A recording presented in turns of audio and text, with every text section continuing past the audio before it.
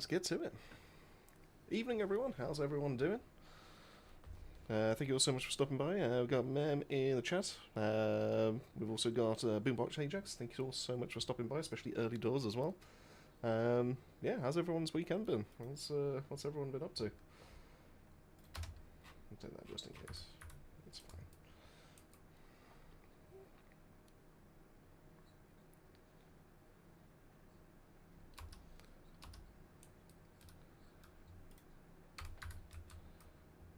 There we go. Language item upstairs with my mother. What kind of person do you take me for, Ian Mem? What do you think I'm going to say?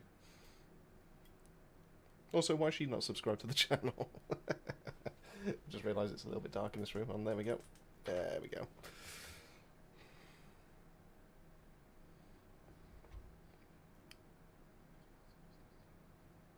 Waiting on third monitor and stand? I mean, how has that not been delivered yet? Have you ordered it? Like, what's with the delay on that one?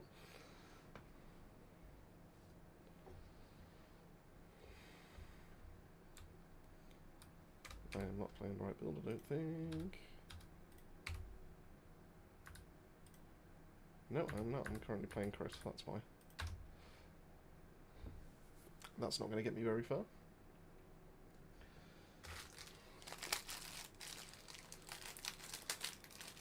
Today sometime? Oh, fair enough. Oh, well, that's not too bad, actually. And then is everything sorted? Is that the last of it? Is that literally all you're waiting for? Johnny's here. Songs? I mean, how's it going, Johnny? How's your weekend been treating you? Appreciate you stopping by. We are going to be pushing for that Twitch affiliate today, I think. So fingers crossed, if we keep everyone going. Yeah, fingers crossed we'll be able to actually apply for affiliation and whatever it is and start pushing for like Twitch subs and all that kind of good stuff. I can just use a... Yep. Pretty chilled. What about your weekend? Not too bad, to be fair. Not the worst in the world. I mean, not a lot happened, to be fair. The main highlight of it was going to a smokehouse that's recently opened up right next to us. And then... really nice food. Really nice food. And then, right after that, then put a blind up in the spare room, literally right behind me. Unfortunately, that took its sweet last time, and that was a lot of effort and a lot of work to get going. So, really hate cutting down blinds just to be able to get them fitted into a window, but it is what it is. But now I don't have to get rudely woken up at like 6 in the morning with sunshine blaring into my eyes, so should be better sleep all round. Walter's here.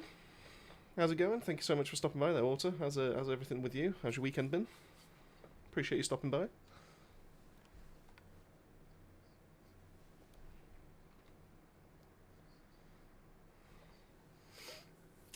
Now, for the people that have already tuned in, I do have something in the works. I'm going to be speaking with one of my close friends to be able to potentially have some like decent music just running in the background, which should be royalty free, so we can use that on both YouTube as well as Twitch. So fingers crossed, we'll have some things in the works. I just need to sort it out with how to turn it into a playlist, or if I actually have to put it onto something like Spotify just to be able to actually get it to work. But rest assured, that is currently in the works.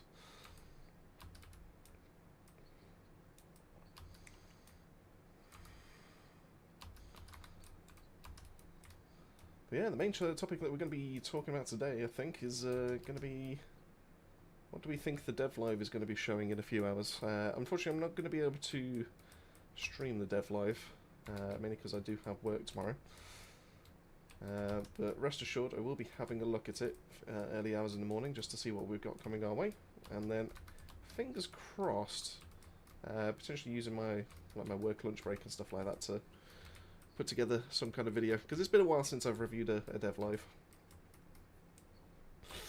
I know I come through a little bit later compared to some of the other content creators, but I've been told that people like to hear my views, so maybe I'll just sit down and still sort out my own take on it.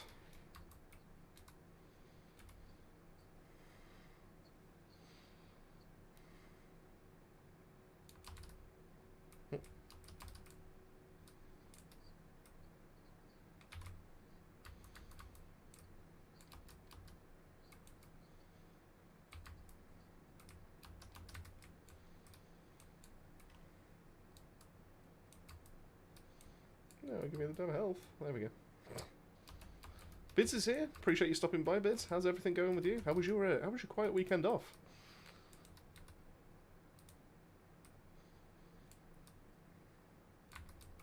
Boop. Woo. We'll get the daily stuff out of the way and then we can start talking other stuff. Not a great roll.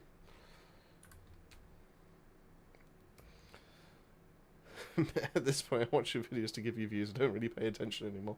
Well, it's nice to know that what I'm saying actually helps. Is that because I'm just not playing Woo-Wah? Is that what the thing is?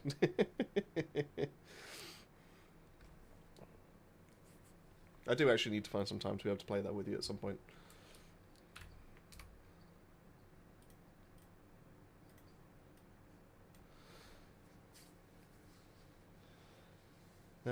But it's double dose of content tonight, right now. TFM streaming earlier, and now yourself. Oh, what was have I missed the TFM stream? What was he playing? He's currently loaded up on Marathon now, isn't he? For like the content. Is he still doing that, or is he doing Division, or is he Arc Raiders, or is he just doing everything in between?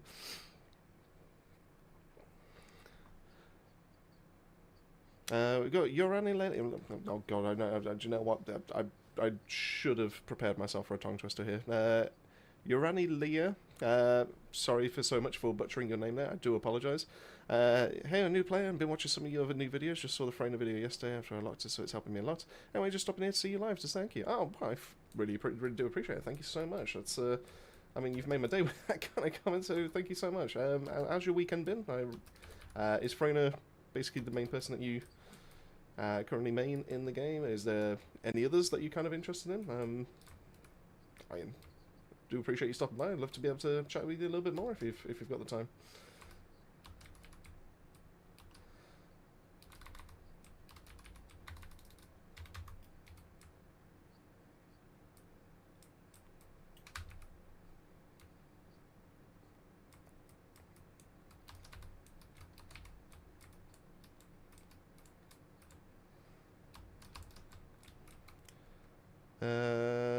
Both of you came me through that tonight. Ah, fair enough then. Oh God, are you currently working and you're currently watching the stream as well? Might need to have words with you at the moment, Bids. That's crazy. Should we download the Division? Woo W random? I mean, absolutely. W random.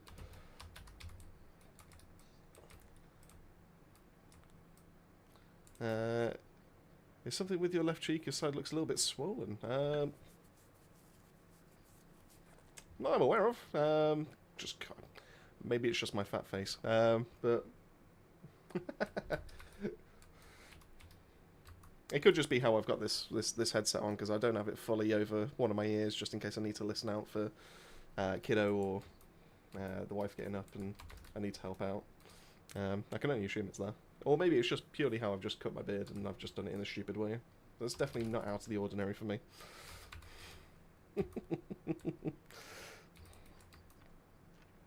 Raystone to come to the Discord help content creator. You've started off in the first 10 minutes being really, really nice, and then all of a sudden you've now decided to call me an L content creator. God damn it.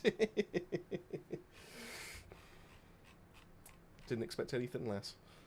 I'm full up on Ancestor mods. God damn it. Yeah, so I'm actually playing Freyna at the moment. Can't upgrade to Ultimate since I missed some event thingy, but I'll try some more in the future. Anyways, I'm here to chill for a bit. Mind explain a bit what you're farming at the moment? Well, currently I've just started, so this is just purely just daily stuff. So 2 runs of Sigma, 1 of each. Then 2 runs into the Hard Invasions. And then after that, we'll actually have a look as to whether there's stuff in Axion that we need to do, or we'll have a look at, because I could do with some Catalyst blueprints. So fingers crossed there's a good one in there that maybe we'll be able to run with Freyna, just be able to get some fast times.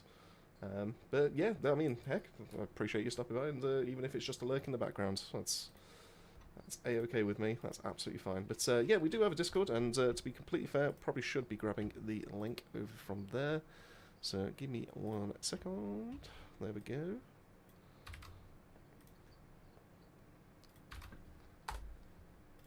There we go. And if anyone wants to catch me at any time, just to be able to ask any kind of questions about their own builds, anything of the sort, feel free. always over in Discord. And if I can't help you out, then absolutely someone from the fantastic community will be able to help you out. So, yeah, we've got some fantastic guys and gals over in there. So, yeah, feel free to catch us over there. It was nice to plug your raising nose. I said I covered guys and gals, man. I don't know what you want me to do here. How much? You want specific shout? We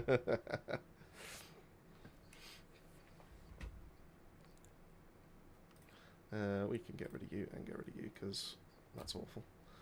I really do need to properly go through my ancestor mods because I just keep hitting the cap. I might just have to start sending them cheap in the community.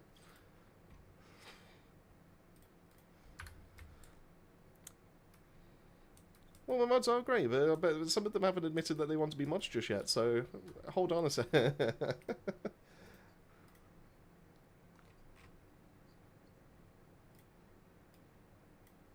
Well, I mean, that's not a terrible one straight away. Ew.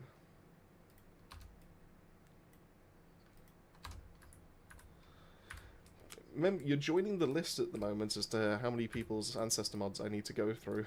You're currently third in the queue.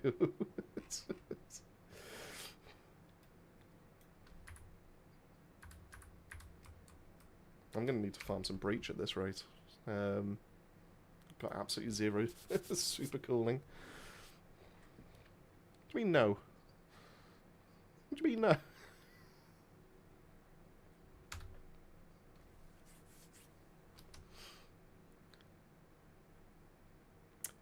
And at that time, I didn't need to go through them, and now all of a sudden, I've got to go through them. Which you're first in the queue, is that right? Okay, all right. We'll figure something out. I will. If you're asking me to look through all 200 of them, though, that's insane. Bids with the member for being 5 months. Fantastic, man. Thank you so much there, Bids. 10 out of 10 community, 100% recommended joining the Discord. Gonna make me blush. All of you. Every single time any of you support the channel. Just makes me filled with stuff and I just don't know what to say. It just feels... just all of a sudden I just don't know what I'm supposed to kind of say to be able to say that I deserve this kind of support, but you do. And let me grab my drink. But I appreciate you, Bids. Thank you so much. And your answer is going to be joining there as well and ask a question in chat. Well, thank you so much for joining. And yeah, absolutely. If you've got any kind of questions, like anything to do with farming, anything to do with builds, even if you just want to have a kick around on a chat and play with some other people, that's absolutely a fantastic place to be able to do it. And we've got some fantastic members over there. So yeah, welcome to the family. Yeah, we're more than happy to be able to have you. Right, so what should... Oh, I still haven't done my daily gold stuff. Fortress, is it that one? Oh, it's a fantastic one. That's exactly what we're going to be doing then. We're going to be blueprint catalyst farming then, in that case.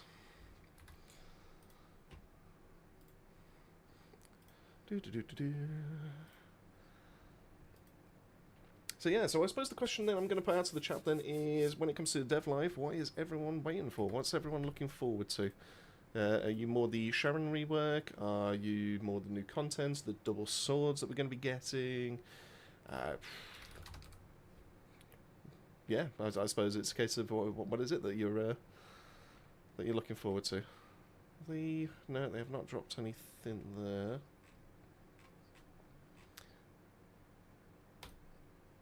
There we go. We can talk that. We can talk that screenshot in a second.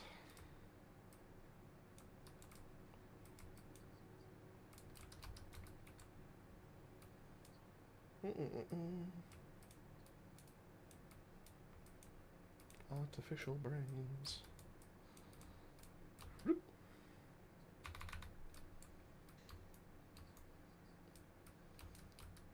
Now I must admit, I did learn a little bit of info just the other day. I think it was either yesterday or the day before, that apparently trigger mods can be affected by skill power modifier increases. So there is going to be a little bit of testing that I'm going to want to do at some point. Don't know if it's necessarily going to be tonight, because I do want to cover a video as to which ones are going to be the best, what you should actually look for, all that kind of stuff. But yeah, apparently trigger mods are a go for affecting with skill power modifier, and so I'm going to have a look into what the technique around that is,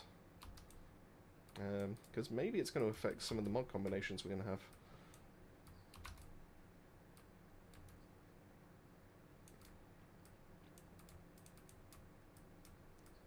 So yeah, I must admit, I thought they were always exempt.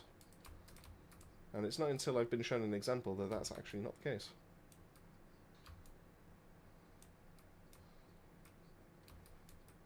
Looking forward to Friday when your next stream, maybe? Yes, that's the plan. Yeah, next Friday, so this Friday coming, so Mondays and Fridays, we're going to be currently streaming. At some point I would like to increase that to 3 times a week, but for the time being, just while I ease back into it and everything like that, we're just going to be doing the 2. But yeah, absolutely, when it comes to Friday, we'll be absolutely streaming this, and talking about everything that's been introduced, everything that's been reworked. We'll probably even have a look over Sharon's builds, just to see what's new, what's happening with that. Yeah, even running the new content. But yeah, we'll absolutely be covering everything over on that.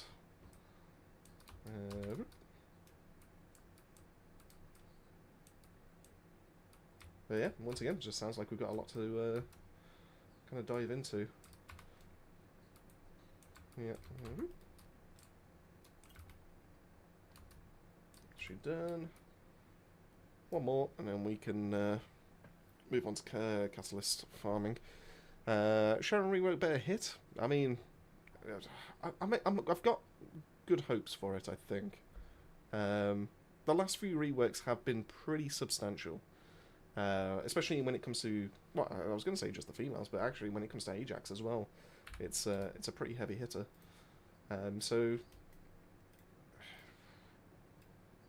the only thing that's holding me back, the only thing that's stopping me from saying, yeah, it's going to be absolutely insane and Sharon's going to be the new meta and all that kind of thing, the only thing that's stopping me from being able to say that is Gley had to get nerfed twice in the patch before it happened, and then obviously as soon as the patch came in and everyone abused Blood and Iron, realised that was too strong, and then obviously had to get changed again. My worry is that they're actually going to go a little bit too short in that case. They're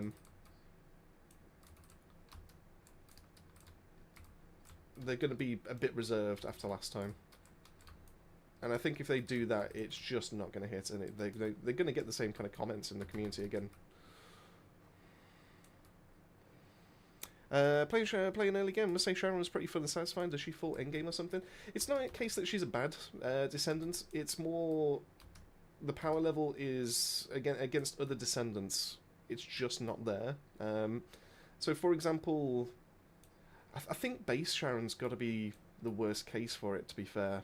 So none of her red mods really kind of help her. She does have a good kit. It's just the range really kind of suffers. And it's just a little bit on the clunky side. Let's get that, skip one. So, for example, a cloak. A cloak is a fantastic piece of kit. It is so good. Do you know what? They don't even need to change that. The cloak is already a solid piece of kit. But her one is only limited to an extra 50% range, if I remember right. So while it's pretty potent, it's not going to be an effective mobbing tool anymore. And then the same with a third, which I think, as default, it only does stun, I think? I need to double check that. It's been a while since I've ran a base. And then her 4 is just it's just so slow to be able to like proc out and all that kind of thing.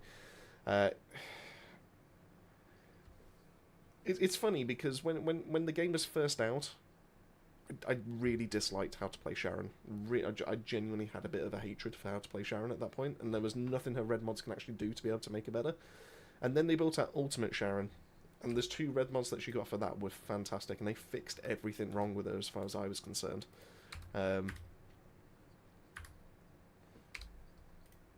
So yeah, so you will want Ultimate Sharon if you are planning to use Sharon in hard mode, because her 2 main builds right now are going to be Ambushed. Ambushed is really good at being able to keep your active camouflage active. It makes sense, doesn't it? But essentially you can just be perma invisible with this kind of setup. You build into crit, you essentially pair her up with Blue Beetle or Kingsguard Lance, which are 2 ultimate weapons, and just in case you don't have them, really good at being able to keep the active camouflage procced up. You then spam your 1 or your 3rd, and then essentially because you're constantly critting enemies and you're just killing them and all that kind of thing, it just keeps you in active camouflage, which means that you can never take any damage from enemies. It's really good at being able to do that. It does slow down against bosses. It becomes a little bit more reliant on being able to proc this 30% chance. If I remember right, it's this. There is something about this.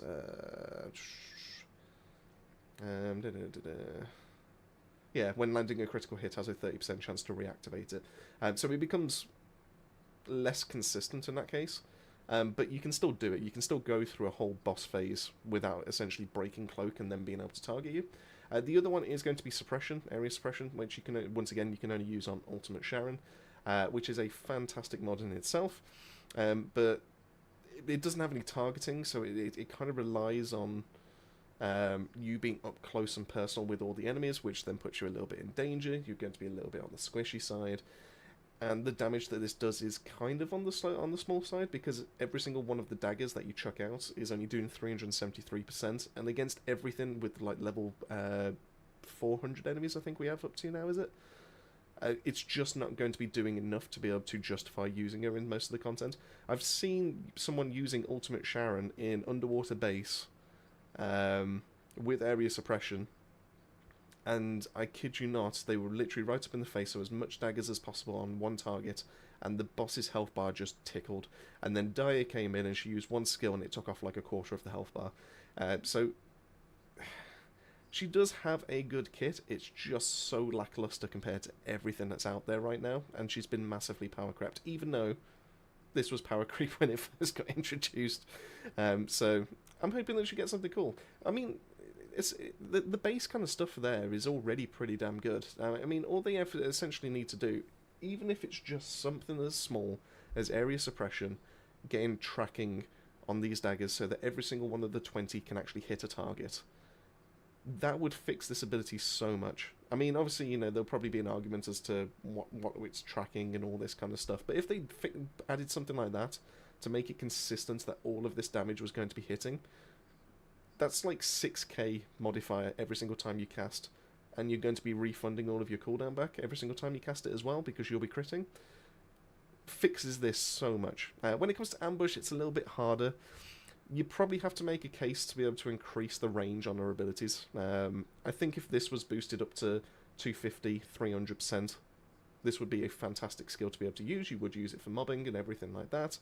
Same to an extent with the 3rd. I think this is a little bit on the weak side, but, you know, give it a little bit more damage, give it a little bit more range, and once again you're laughing, and you've already got the permanent invisibility that's just going to be working really nicely for you there.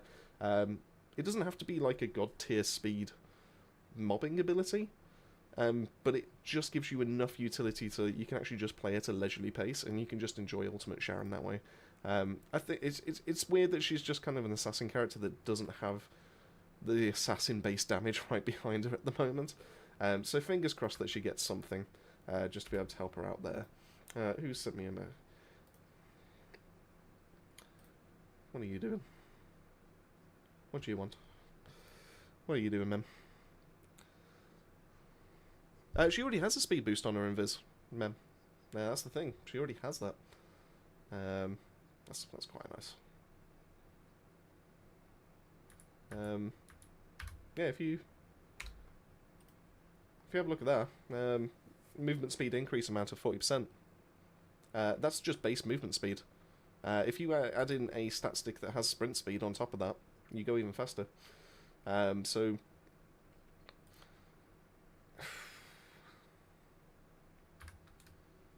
because it's going to be that stat instead, and then that gets affected by sprint speed afterwards. So, I mean, you give her a sword, she's I mean, if you give her a sword, technically she's fine, but then you lose the stat stick ability, that's the problem. It's not too bad when it comes to ambushed.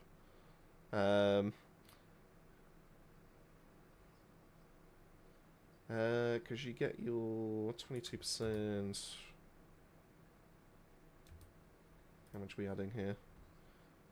Yeah, 22%. That would be like another 20% on top of that, so that's 42. I mean, you're almost at 100%, so you probably just mess about with the arcade. Either way. No, you probably have to swap a mod out, but that's fine. She can't keep up with Hayley. I mean, there's only so many characters that can currently do that, though. Dyer is insanely fast. Bunny is already speed incarnate, and then you've got Hayley who can then just do that.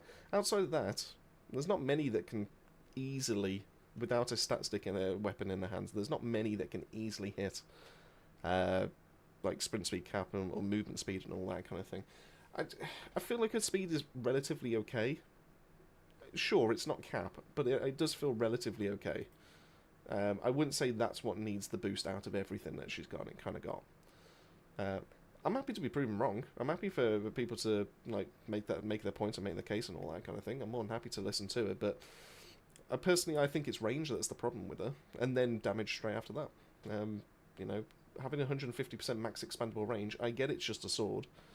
I get it's just like an assassin kind of like backstab ability in a sense, but there's stuff that's missing here, and I mean I mean range is going to be the first thing that absolutely needs kind of adjusting for that.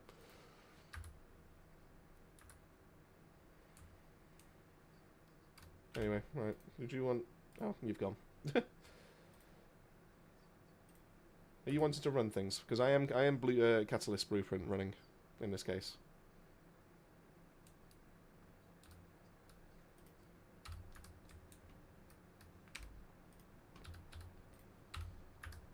I could do with the blueprints, especially if we're getting new weapons and all that kind of good stuff. I literally have no blueprints left.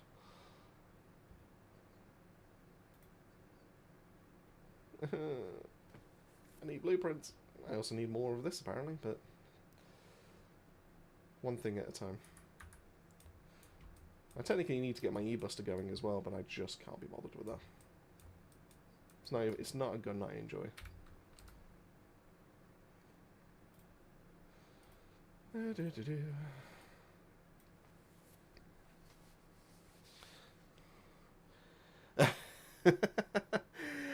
What's Solid Sun have for late game at the moment? Hearing you stomping Sharon made me doubt on my own conclusion. Don't get me wrong, Sharon can be used. And to be fair, every single Descendant that currently exists in the game can be used. So if I've given you that impression, I do apologise. That's not quite what I was trying to get at. There are ones that are better equipped. There are ones that you know, will have an easier job, that will do it faster, all that kind of thing. I think we're in a good space now that you can technically just get away with playing what you want, and you will still have a good time. The only downside is obviously like some do it faster than others. So if like time is of the essence to you, then obviously I would recommend others. But if you are just looking to be able to play the game just to enjoy it and all that kind of thing, you've got a favourite and all that, please don't let me put you off, because every single Descendant can be used. If we're talking about who are the best for endgame right now, then it depends on the activity that you're doing. Personally, if you are looking to be able to farm most things, I probably would say Freyna is definitely up there. Inez is also a really good one for lower level stuff. The only downside is that she can't currently boss, or she can't currently effectively boss in most of the stuff. But yeah, I mean, obviously in terms of like power levels and everything like that, it just depends on what kind of content you want to run.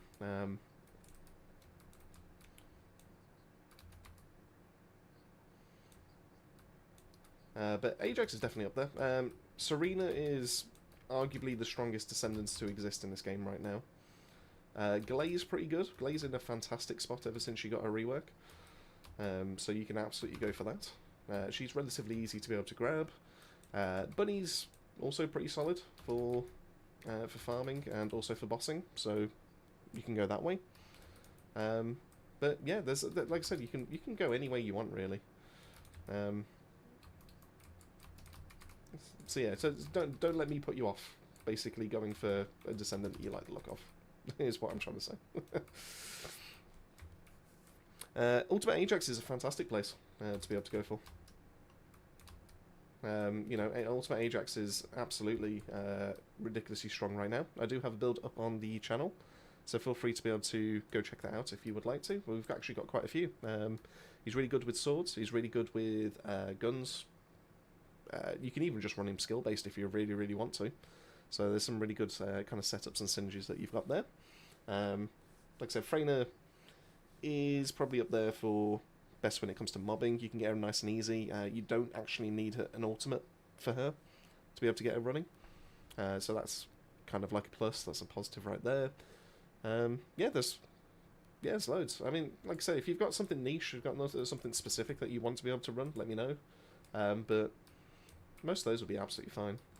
In fact, we can run through a few loadouts if you're looking for some help with that. Possible Sharon is fun, kit but slow and single time damage not best, but mod she's great. Yeah, absolutely. That's the thing. She's she has the makings to. It's not like she needs a lot to be able to get going. I think she just needs maybe a little bit of damage just to keep up with what we've seen so far or recently. But outside of that, oh, and range. Sorry, range is definitely the big thing. The fact that she can't currently mob very well. But if they fix all that, she's absolutely golden. Yeah, they don't need to do much.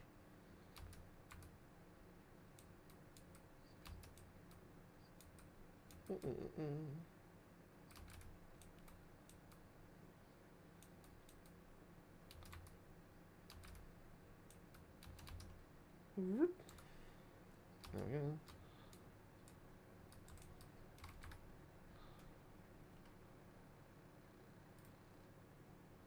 There we go. So, just dealing with a little bit of chat moderation. Let's get rid of that.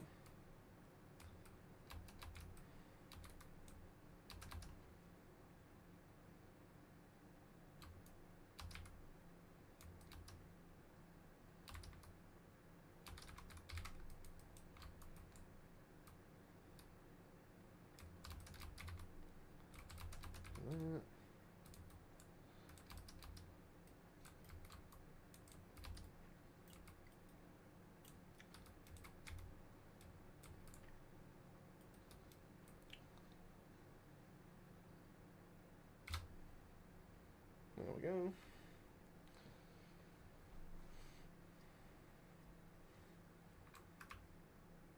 I'm actually getting for this.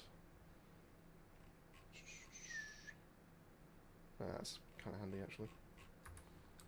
Cool. Yep, Phenosis here. I'm not ignoring you. I apologise. I'm just reiterating paragraphs on my current stance on Descendants. But no, I appreciate you stopping by. Thank you so much for being on the YouTube and the Twitch side of things. For anyone that's currently catching me on YouTube, I do also stream over on the Twitch side of things. We are looking to be able to push for affiliates and everything like that. And yeah, I mean, if you want to catch me on both sides, feel free. I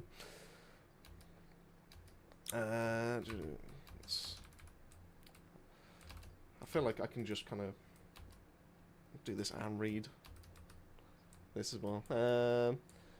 Yeah, anyways, I'm going to try a lot of them for the mystery levels. Oh, don't worry, my builds are all yours. Well, I appreciate that, thank you. I mean, there's definitely some fantastic content creators out there. I mean, it's going to sound a bit strange for me to say this, but I also do recommend you checking out a few other people, just so you can kind of compare. You know, as much as I do think that I put out the best builds and, you know, bias and all that kind of thing, there are still some fantastic people. So if you don't necessarily like the way that mine currently run or anything like that, you can always just bounce off and compare against other people. Sen's a great shout, like Mem says. Ornery Biscuit's obviously up there. I made a whole list. I made a whole like YouTube post covering like some really fantastic content creators out there. So there's no real need to, you know, ever just stick with one person. I mean, there's enough. I'm not gonna try and claim that I'm the only person that should ever be watched and all that kind of thing. But everyone's got their own stance as to how things should be run.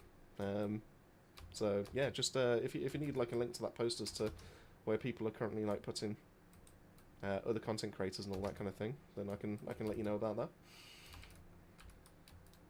feels weird to be the to do that as kind of a weird little shout out of other content creators, but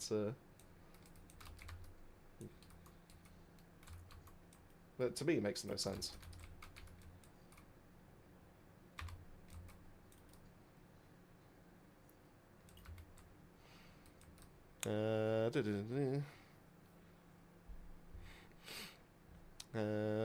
Harris Propaganda fun fact one. She used to work for the Construction Corps, but for some reason she got kidnapped by Corral. Now she's looking for revenge. Because reasons. That's exactly why. It's because of reason. It's because people saw her standing inside of Albion. They went, "Oh, I like the look of that person," and then they and the developers went, "Hold on a second, we might be onto something here. We can monetize this." And that's how she came to be. Now, to be fair though, I do like the idea of the mechanical arms. It's a little bit different, a little bit unique. Why she had to get like wrapped up and strangled into like a burrito was a bit harsh, but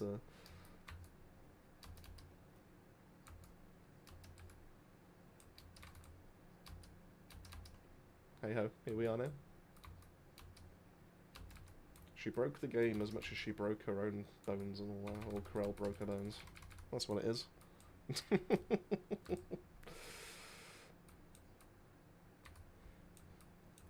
And then the developers nerfed her, but they didn't nerf her bones. So.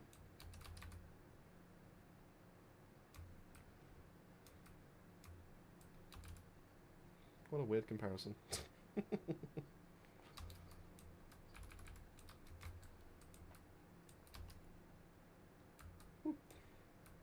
we go. Right, where are we? Classic Contagion, gameplay, we'll throw one, wait a few seconds, everything's gone. Yeah, absolutely. I mean, I must admit, there's only Inez is able to be as quick and as satisfying when it comes to farming for like this lower level stuff. And at least now I don't have to wait on the bravery set to be able to try and proc multiple ways of detonating things. Yeah, no, absolutely. I appreciate you stopping by there, Nico Brecht. I do appreciate. How's everything going with you? How's your weekend treated you?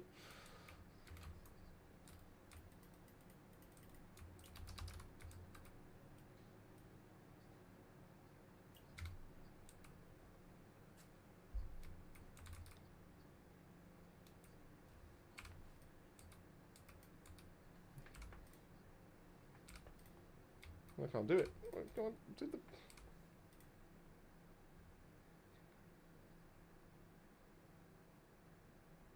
Teed him up.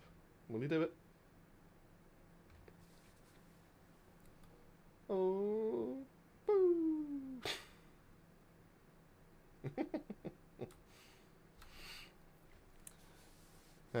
Fun. Mega Satisfaction, yes. Also, I'm moved to Twitch then. Didn't know. No, of course. I mean, to be fair, I've not done a great job of being able to advertise things, but it's definitely stuff that I need to work on a little bit more. It's only the 4th stream since I've come back after having kiddos, so it's all a learning experience, eh? Fancy us up to Jordan, Geordie, because of you. Oh, well, I appreciate that. Thank you so much. And I mean, Geordie's an absolutely sound guy. How did I get to know Geordie? I can't quite remember the story of how we got in touch with Geordie. Oh, I think one of his videos just randomly. I think one of his videos randomly came up. I watched it, commented on it, because I do check in on what other content creators are doing every now and then. I think it must have started from there.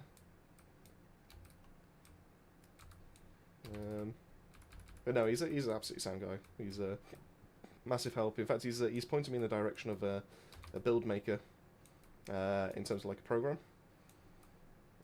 So almost like an easier way for me to be able to showcase off builds and all that kind of thing. So instead of actually making like screenshots like I do in Photoshop, which does take a little bit of time to be able to get everything right, he's actually found a website that also handles that kind of thing. So it may be a solution, but for the time being, I'm going to stick to my Photoshop stuff. But yeah, he's absolutely sound. Glad I met the guy.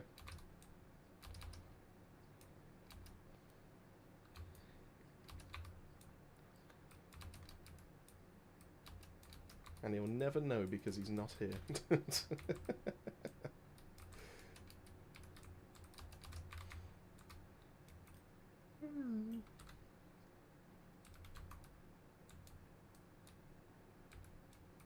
But, I thought we were going to see you fall down there.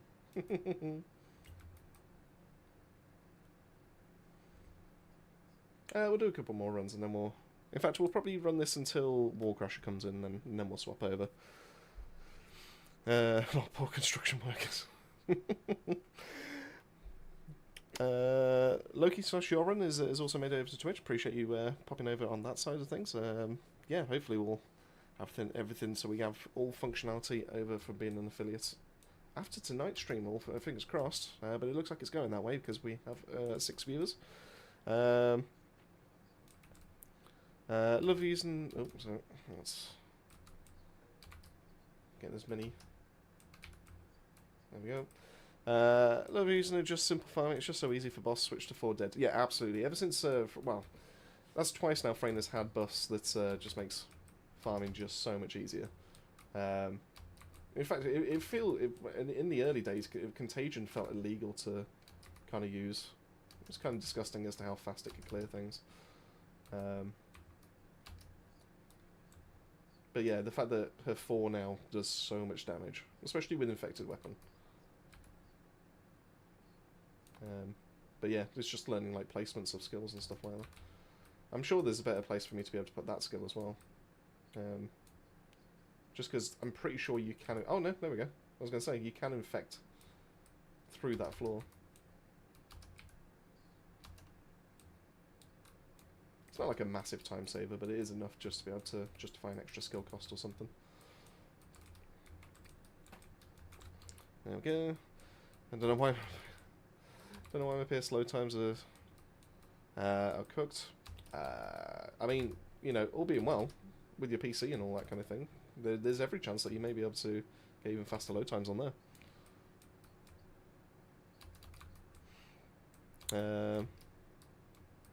Will you be able to watch TFT's live stream? Unfortunately not, Fanossa. Yeah, it's one of those where I think the... Let me just double check what time it does go live. In fact, let's do that now.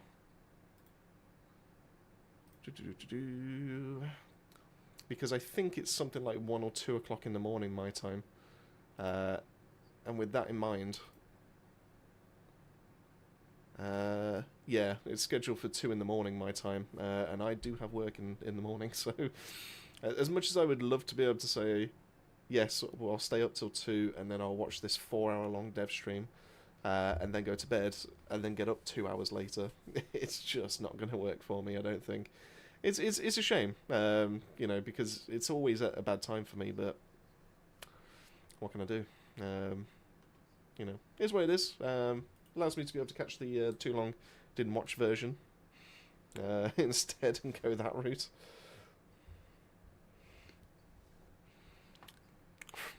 Raises a third wall so you can't watch the live streams. I'm not moving to PC. You're buying a PC. Why are you not moving to PC? Back when Ulti-Frame released, everyone was spamming go 400% because she just cleared that thing in White Alpha. Yeah, absolutely. And, oh god, what's going on here? There we go. Yeah, no, 100% she was. It's crazy because I'm pretty sure she was... Why did I just have that effect? I'm pretty sure she used to be... like, early doors, one of the best ones to be able to use, and then... Bunny and Valby, I want to say, became, like, meta staples in terms of who to use, and that's because Freyna had, like, about 40-50% modifier. Like skill costs or casts to be able to use, so it did nothing, and then she had a buff, and then she became the best one to use again, and now because of a skill 4 getting buffed even more, she's now gone even crazier. But I do think it's a little bit... I was going to say a bit more balanced when it comes to farming, but I think balance is probably the wrong word, just because the best ones to be able to compete with her right now are Serena, because of the size of the AoE that she can do. Inez, but Inez has been nerfed. That's probably about it. I don't think I'm missing anyone. I mean, Ajax is probably decent enough, but he requires more setup to be able to get that going.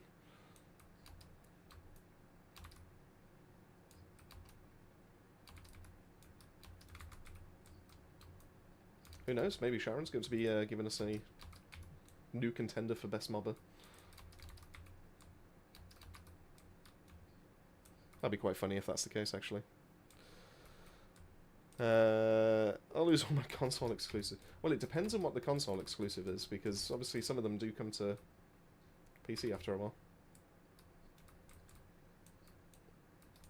In all honesty, the only reason I'd get a PS5 would be to play, you know, things like God of War series, you know, Horizon Zero Dawn, that kind of stuff. I really do enjoy the single player exclusives that the PlayStation gets, to be fair. It'll be over at 4 or 5 in the morning, get some energy drinks and pray. You wish it would be over at 4 or 5 in the morning. Have you not seen the last few ones? They've been going on for 4 to 4.5 hours solid. And that's because they have to, and you know, I get it, but that's because they have to say it twice, don't they? Because it comes in Korean as well as English. Which is why I watched the too long didn't watch version.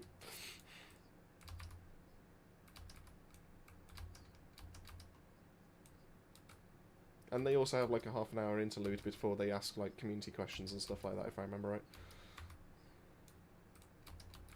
I suppose like the main talking points would be over within like 2 hours. I suppose you're probably spot on that.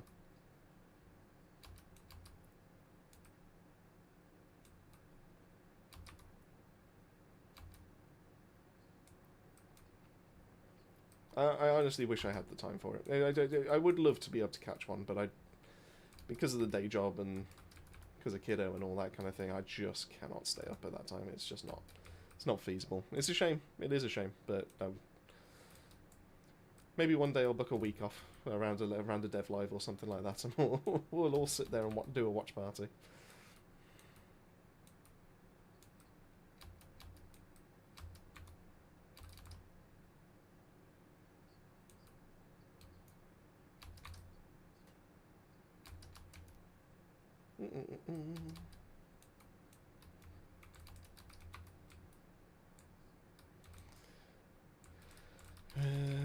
I got my PC for streaming games that aren't on PlayStation. I mean, that makes sense.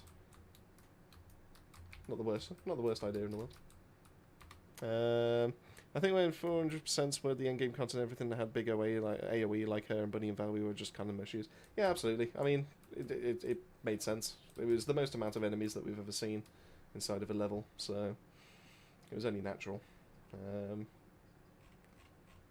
But my, how things have changed, eh? We can get another couple in before more Crasher. I'm not talking games, I'm talking TFT. Oh yeah, of course, PlayStation gets exclusive ones, don't they? That makes sense. No, my favourite colours of console exclusive makes sense. Go to sleep now and then wake up for Dev Live, then go back. I wish my body clock worked like that. I know that sounds like I'm making excuses, but genuinely, like the main issue or the main difficulty I've had with looking after kiddo in the early days was the fact that I just cannot nap. So it wasn't as simple as, you know, feeding him, got 2 hours time to be able to sleep and be able to nap and all that kind of thing. It just wasn't possible for me. I'd end up staying up for the whole thing. The only time that I've ever been able to nap in my life is when I'm ill, and that's how people know that I'm seriously ill. True story.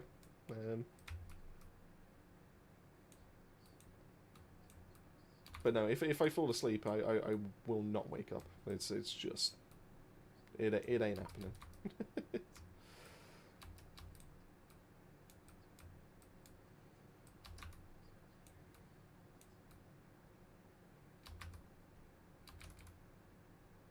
Besides, I'm not going to do it for Sharon of all characters. If I was going to do something like that, I'd do it for Ultimate Essimo. I'm telling you, bro's going to get like a crit build at some point.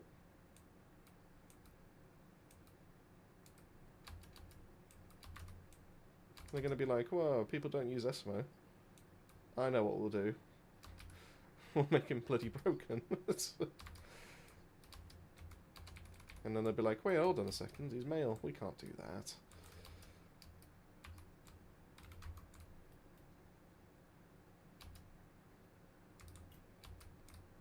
No, but to be fair, I do have high hopes for Ultimate Essimo. Yeah, we can get one more in, and then we'll crush her.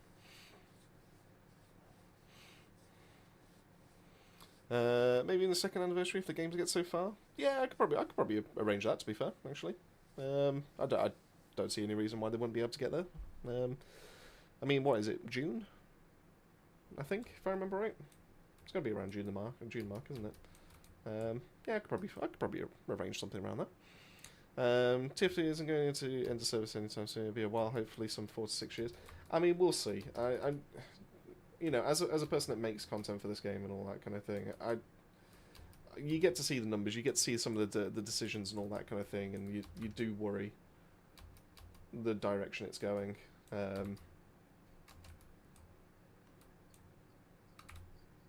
You know, I'd love to say that this is going to carry on for like 4 to 6 years. I genuinely would, but it does make me wonder. But hey, I'm more than happy to get proven wrong on that. Fingers crossed.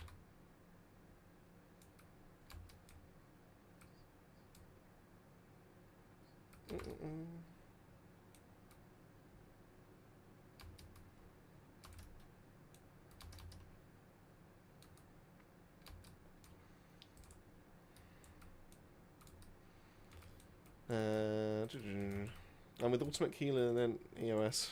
Oh god. You think Keelan's going to be the one that does it?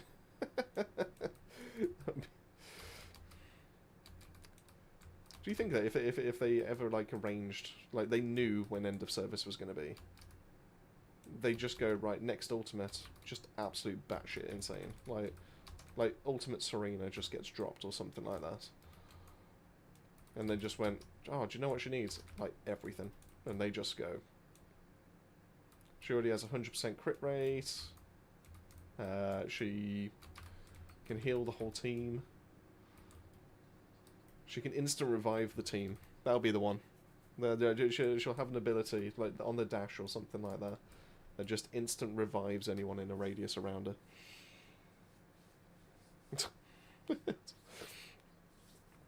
July 2nd, it's so volatile, the industry since a couple of years.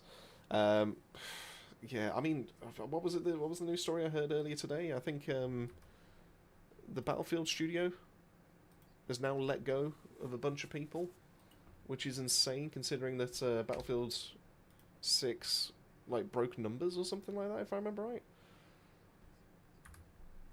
Mem, what are you playing?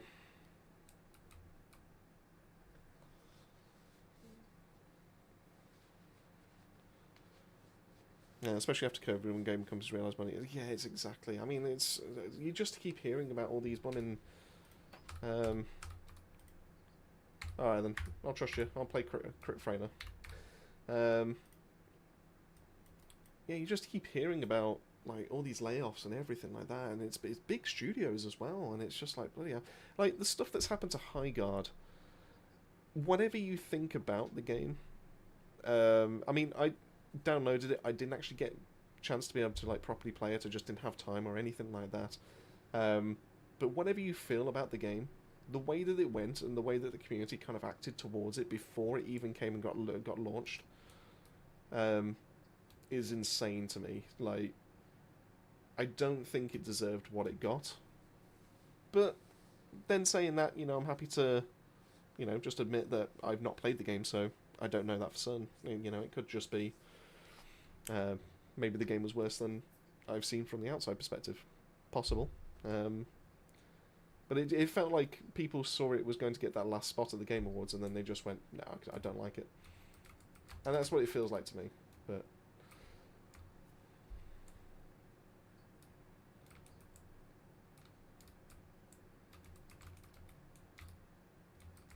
oh, I didn't mean to press that. Oh dear.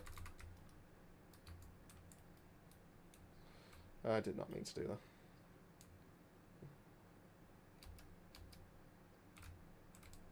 Yeah, that's on me. I came off my bike by pressing the bloomin'.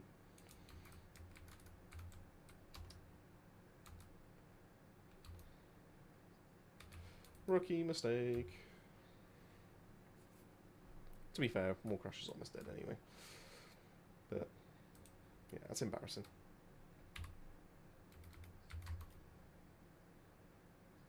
Yeah. Not a good run by me. That's pretty damn bad.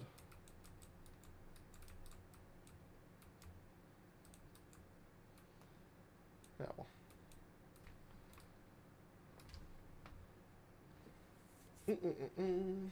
What we got? Got a power beyond with 15%, not bad. Oh, did I get a jackpot? Is this a jackpot? No, just a lot of them. Mecha Leak's fine. Yeah. 15%. No. Absolutely not. No. Not a bad duration on tactical acceleration. That's fine.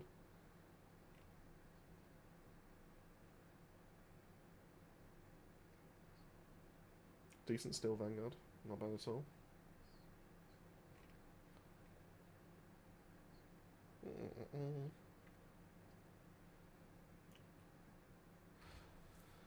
Double gold to Icebreaker. That's not bad. Take that. If anyone wants any of these mods apart from double gold Icebreaker, feel free. You can have it. You can have it for minimum.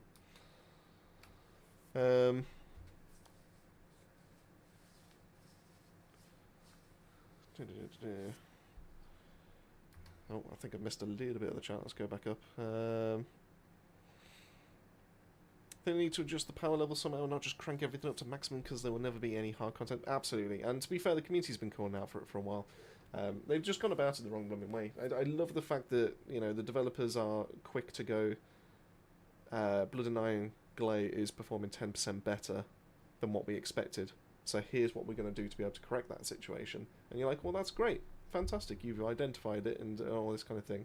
But they made the mistake by saying that it's 10%. As soon as they said 10%, and then they made all the other like announcements of like, oh, the damage is being reduced by 35% and the range on this and all that kind of thing, you're just like, what are we doing here? and I'm all for nerfs and balancing and all that kind of thing to be able to keep things in line. And to be fair to and to their credit, you know, Blood and Iron still feels fantastic and more than usable in every single bit of content in this game. You know, we just had to adjust our builds and all that kind of thing. But it wouldn't have had the backlash that it did if they'd not specifically said that's the reason why, and it was only 10%. But they can't just do one at a time. They have to overhaul everything, and that is a massive patch. That has to be done for something that's a brand new season, because if you just do one at a time, you're not solving the problem. You know.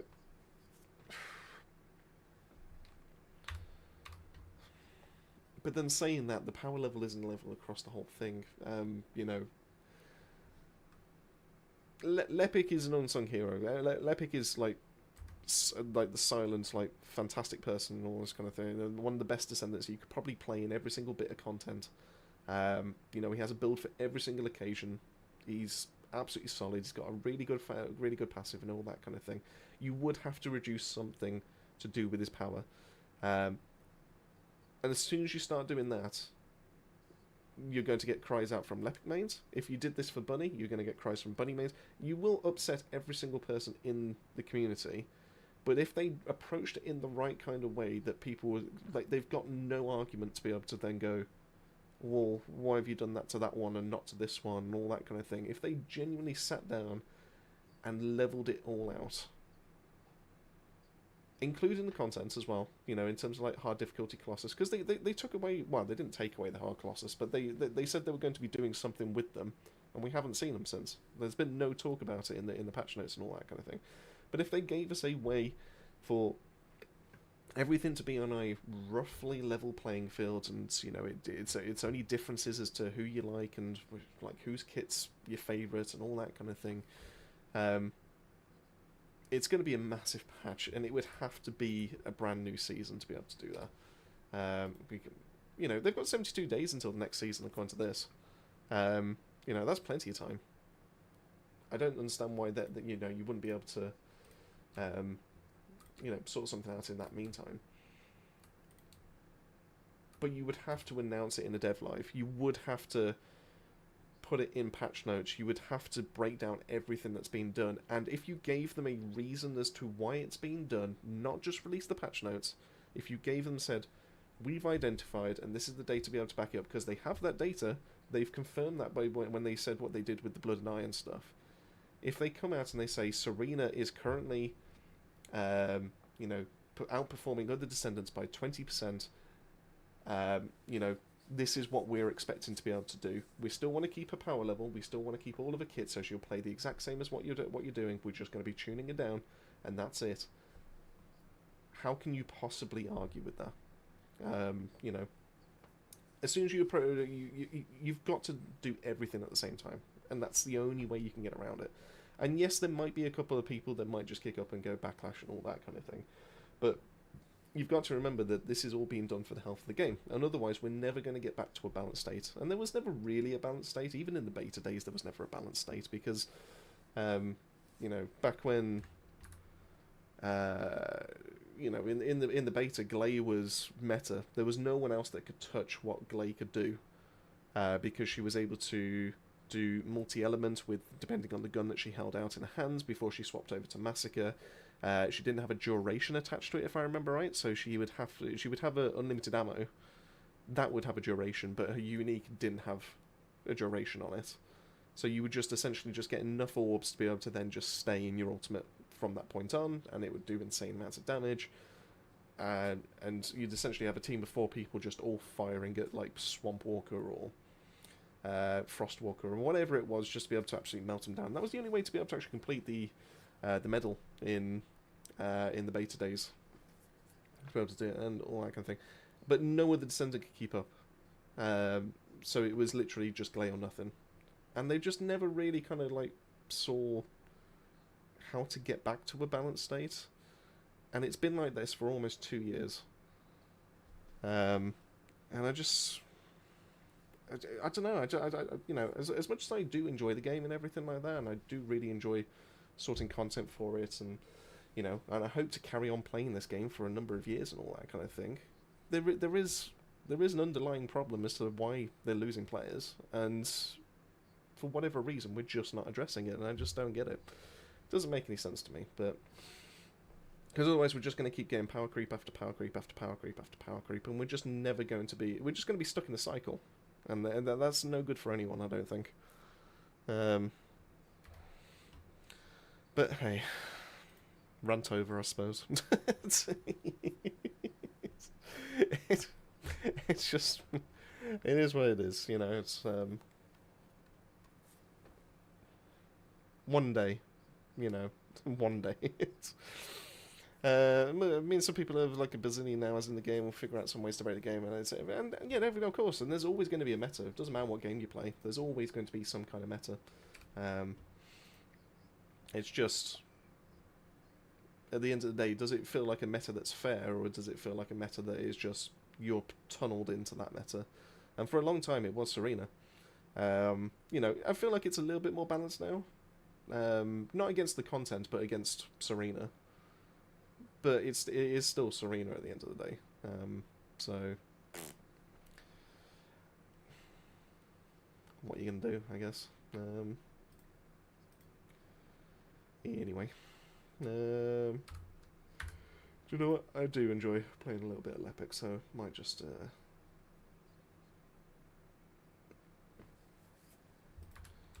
what are we? Yeah, I kind of do need that.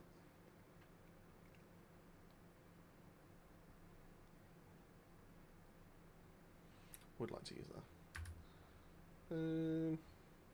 Yeah, it's fine.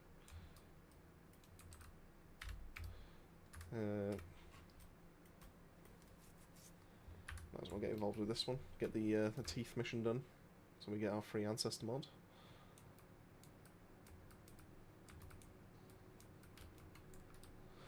Get that done, and then we can move from there. We sat down left over.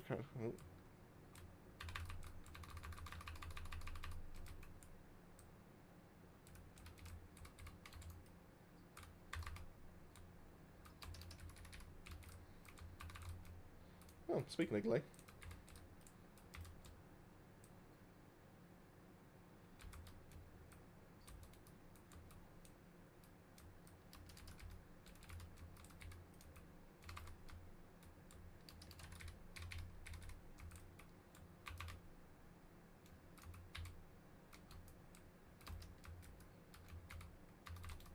There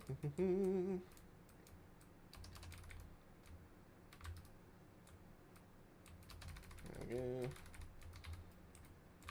Oof. There. Oh, where are you? You underneath? Ah, you got him.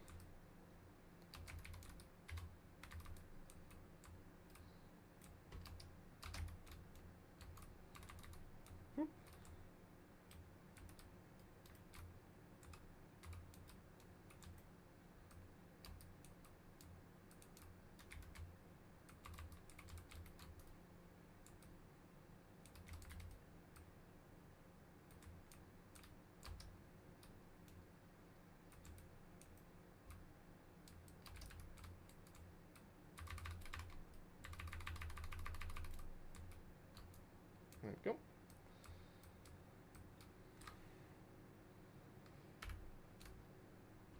Alright, let's go collect that, empty out my ancestor mod, and all that kind of thing, and we can catch up a little bit.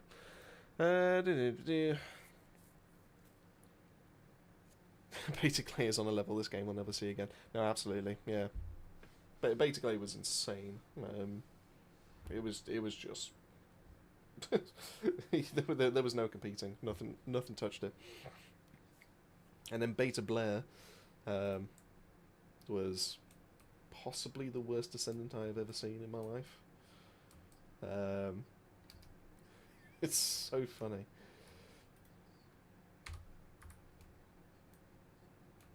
Oh, another Sharon mod. Fantastic. Just what I needed. As if I don't already have 22 of the buggers.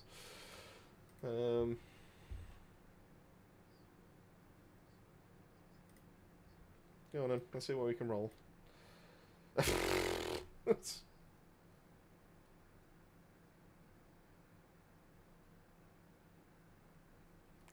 Okay.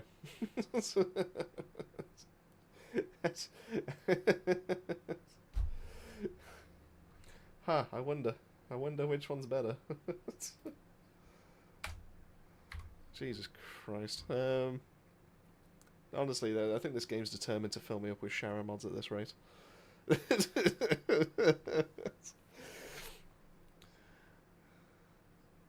So what's the dev stream about tonight? Well, the dev stream's going to be about all the stuff that's coming on Thursday. So that's going to be... do you know what? I've got the image up, so let's so this is what it's all going to be about. So we're going to have double swords all coming out. We've got the new trigger modules. What they're going to be about, I don't even know what you'd actually want that for. I'm trying to think what it's going to be. One's going to be specific to Sharon. I'm sure of it, because that's what they've done in the past. Is they've brought out new trigger mods in relation to the new monthly balance and all that kind of thing. So one is going to be for Sharon. There might be like another one or two maybe that are just going to be a bit more generic that we've not seen before. So that could be cool. Just something to potentially replace something like Power Beyond in some cases. It's going to be the new dungeon. You're going to see Keelan's new red transmods. We're going to see, obviously, the monthly balance when it comes to Sharon. Weapon balance is going to be an interesting one, because I hope they don't change the Kingsguard lance too much in terms of its functionality. I would honestly love to see the Kingsguard lance become a stat stick. Um, because it has the potential to be an insane one for crit-based characters. So if they gave it so it had some generic skill power behind it, unfortunately I don't think we're going to get that because it does have chill intrinsically, which is a bit of a shame. I mean, chill is a fantastic element to have and all that kind of thing on the gun because it applies frostbite quite often. But you know, I think if they made it into a chill stat stick, I think that probably will lose a little bit. But it would be nice to be able to keep this as like a crit-based weapon that, you know, if they gave it like the focus rounds ability where it could do like shred on resistance, that would be a go-to change. Fantastic. Wave of Light is not too far away from actually being pretty good. I think it's just a bit clunky how you use its unique effect. But it would be pretty cool to be able to actually see that kind of get something good. So I guess we'll see about that. I've just realised that changing to this doesn't actually gets rid of my camera. Did not realise that. Interesting. Fair enough. Whatever. And then start display improvements. Yeah, whatever. Mission board is going to be where we're getting all our gold and all that kind of good stuff. New events, cool. And then all these kind of skins. So yeah, just a bunch of stuff. Shinobi's here. I appreciate you stopping by, Shinobi. Thank you so much. I'm pretty new to the game, so no idea what you guys are talking about. Well, if you want me to be able to go through some basic stuff, more than happy to be able to actually come and do that. That's not a problem. In fact, yeah, if you want some tips from myself, if you can tell me where you're up to, I'm more than happy to be able to tell you what descendants you should be grinding for, what weapons, all that kind of good stuff. So yeah, feel free to be able to ask me those questions. I'm open book. I'm more than happy to help you out. I might be a little bit behind on the chat at the moment. Just give me a second. I'm going to be catching up on that. The chat looks like it's gone a little bit crazy, and I've just kind of like lost it for a second. Welcome, yeah, you understand in a couple of days. I think this is Grandpa saying, well, back in my day. What days is the stream on? It's going to be a Monday and a Friday. It's always going to be 9 PM at GMT. But, you know, whether that changes in the future in terms of, like, additional streams and all that kind of thing. But for the time being, Monday and Friday at 9 GMT. I do put regular updates out on the Discord. So if you do want to be able to catch me, let me swap back over to this view here. There we go. And then I can put that over here, and I can put that over here. Or I could try that over here. There we go. And then, yeah, you can catch me over there. You can post your images. You can catch some of the other members and all that kind of thing. We've got a fantastic community over there. Everyone is really, really useful, really helpful, just really friendly and all that kind of thing. So feel free to be able to go over there and just ask any kind of questions. And yeah, if you want to tag me in things, feel free. I'm more than happy to be able to help out there as well. Man, I feel like I came in at the very end of a great conversation and missed out. Timing is everything. Think about the summary though. The game is not balanced tonight. Is unlikely to help that sum up. Yeah, pretty much there. The back night. I appreciate you stopping by, and thank you so much for tuning in for the stream. But essentially, yeah, you've just hit the nail on the head. I had a little bit of a rant. But yeah, essentially, the game needs to be balanced. Personally, you know, I'm one of the people that's fighting for that change to be made. I understand there's a lot of people out there that are just going to go negative about it. They're going to be like, you know, negative reviews, all that kind of stuff. They're going to go scorched earth and all that kind of thing if they touch their Serena and, you know, all of a sudden, ooh, all that thing. But the game needs to get back to a good state for it to, you know... The game's fun, but it's not improving, personally. And I think the whole conversation of, oh, but, you know, power fancy and all that kind of thing only goes so far. And I think it just needs... People need to realise that, you know, we are here to be able to enjoy this game for a long time, not necessarily just for a short time. And it needs that quality of life to be able to get fixed. And, you know, if it's, you know, me just making... I might even sit and make a video at some point. It's going to be a long-ass video, but there is going to be a time where I might just sit down and just go, right, these are the changes that I think need to happen for each of these descendants to be able to make them balanced, put them in a good state for us to then move forward.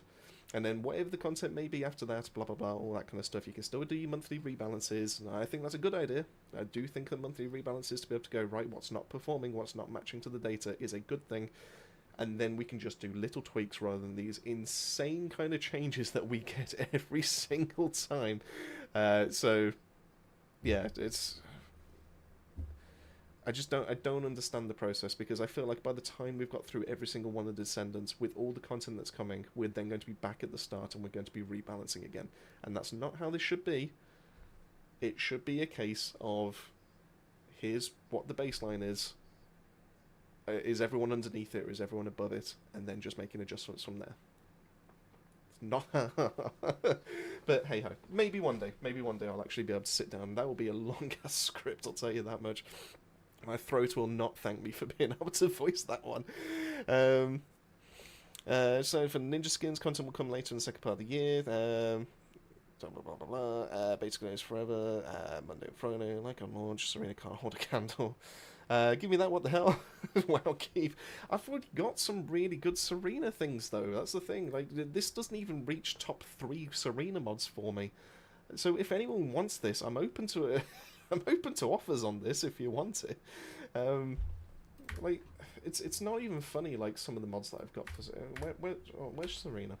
Not Serena, where's Sharon? I have this one, which I mainly use because this is giving me crit as well as being able to give me skill power boost ratio, which is insane. Allows me to go into my skill power buckets with power increase and everything else that gets mixed into it. I've got this one that's going to be a fusion and electric skill power ratio, just to be able to mess about with going into even more buckets there. I've got basically a whole page full of things now. It's insane. Honestly, if I could just share out some of the luck that I managed to get on my Sharon over the Descendants, I would be so happy. But you know, skill cost, crit damage, solid. Electric skill power ratio, quite nice. Cooldown and electric skill power with a little bit of duration. Barely any kind of negative, fantastic. Crit rate and damage if I need it. Electric fusion skill power with blah blah blah. Fusion electric. Dimension electric, just in case the rework actually gives me something to be able to use this dimension skill power boost ratio against something, because currently it does nothing. Dimension, once again, typically on a red. Range, electric, and rate. It's genuinely disgusting as to like some of the mods that I've seen for Sharon, and now I've just got to add this one to the blooming arsenal. So yeah, why not? Let's do it. So yeah, so if anyone actually needs help with Sharon mods, feel free to be able to let me know, and I will quite happily send some your way. And my stash is just too full, because I genuinely feel like it would be a disservice if I ever dismantled any of these. As the so-called streamer client kicking in. Another stat stick for singular power, but let's get my Kirita. TCO's here. I appreciate you stopping by. How's everything with you? And how was your weekend? Wasn't that supposed to be a new Transcendent for Inez? I think Inez is... Well, hold on a second. Yeah, actually, come to think of it, there was supposed to be something, wasn't there? But this is the image that they released themselves, and there isn't anything there. So, or is Inez coming next month? Actually, it might be next month, come to think of it. Hold on. I think I might have an image for that. 1 second. Bear with me, caller.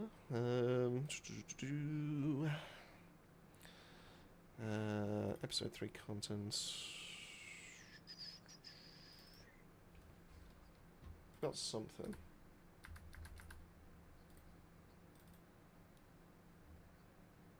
That doesn't help. Yeah, there we go. That's it. I've got it. There you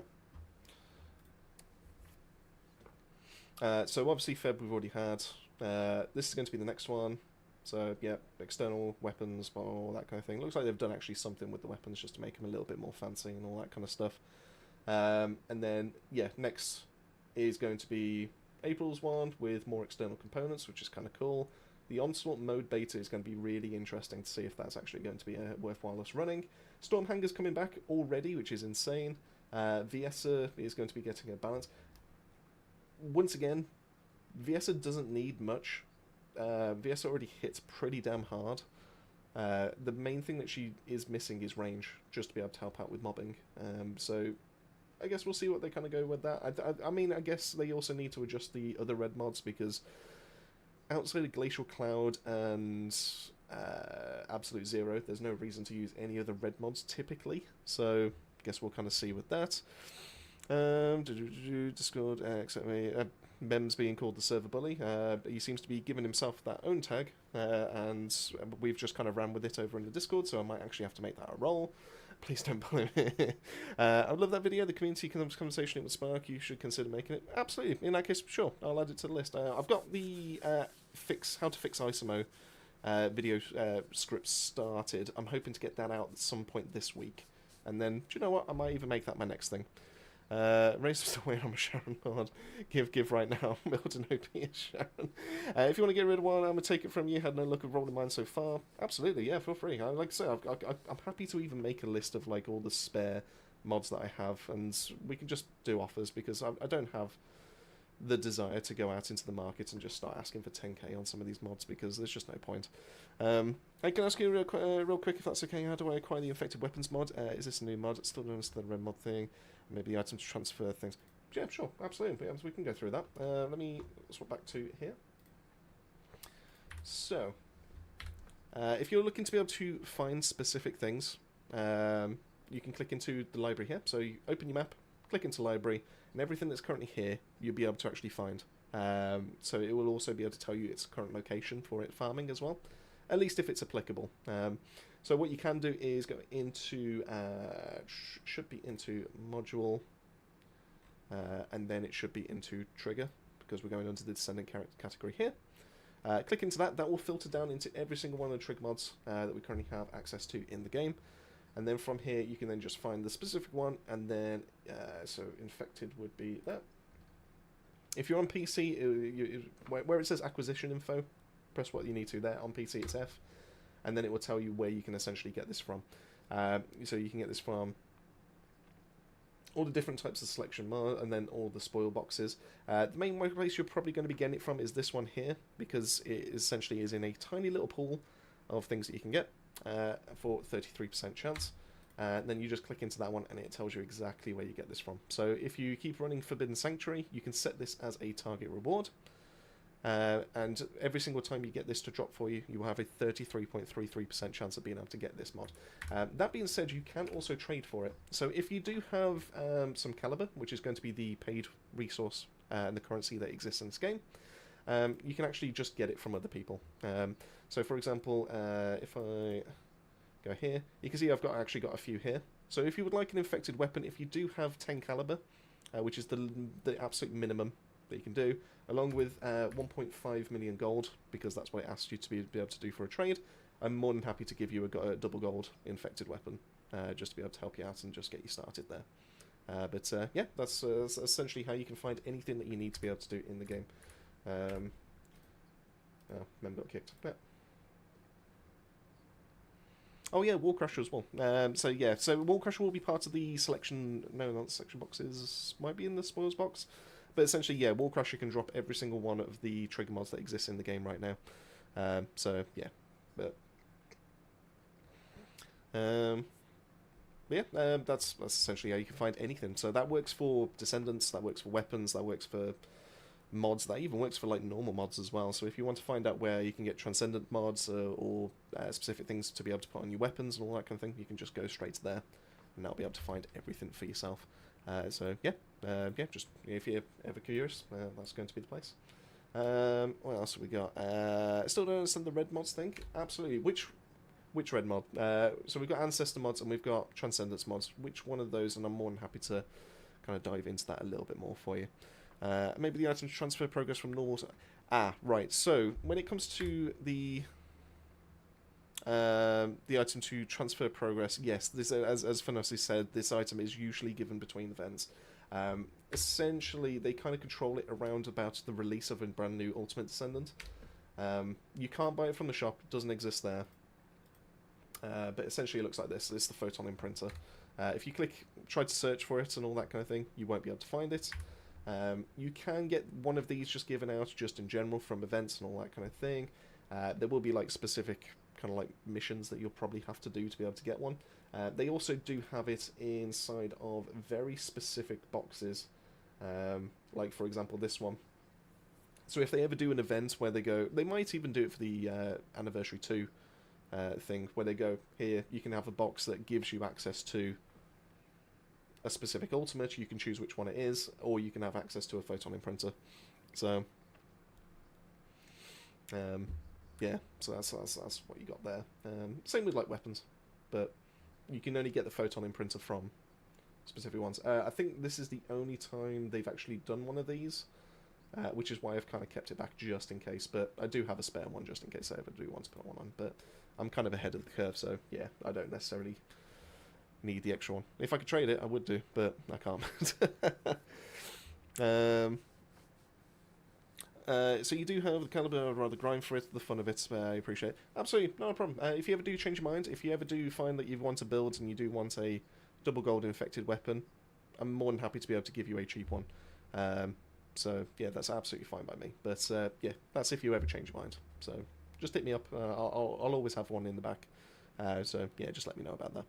And while where do you have it? Where on it do you have a double gold storm bullet? I believe I do. So this is my main one that I currently use, and I've got a spare one here. So yeah, I don't know why I've got all these extra ones. Clearly I need to be able to dismantle some of these, but yeah, I do have a spare one. So yeah, if you're in the market for it, yeah, just let me know. In fact, head over to the Discord and I'm sure we can sort something out. Where else we got? First option, Ancestor mods. Right, okay, so Ancestor mods are... So this will be when you get to more endgame. If you've only just started out, you're not going to have access to these just yet. So these will be when you get to hard mode. So when you get to this kind of map here, once you've completed the story, you'll then be able to swap over to hard. I don't know if you've got that far. If you have, then just ignore that completely. Just ignore me as I'm just kind of rambling, just going through all the kind of generic stuff. But once you get to hard mode, the rest of the map will just essentially kind of like open itself up. You will need to go through Sigma Sector, you'll need to go through a couple of things. But to be able to get Ancestor mods, you'll either want Sigma Sector or you want Axiom Plains. I'll ask what you want in a second, member. I can trade you, that's absolutely not a problem. So when it comes to Sigma Sector, in high risk mode, you will have access to a today's bonus, and that'll be for one of each. So when you do these, you'll get a massive bunch of extra XP towards Arcade Tuning, which is going to be this board here. And it's just like extra little like bits to be able to increase like skill power and cost and range and all that kind of good stuff. But you'll also get an Ancestor mod for every single time you complete the daily bonus. So you'll get 2 from completing both of these runs in a day.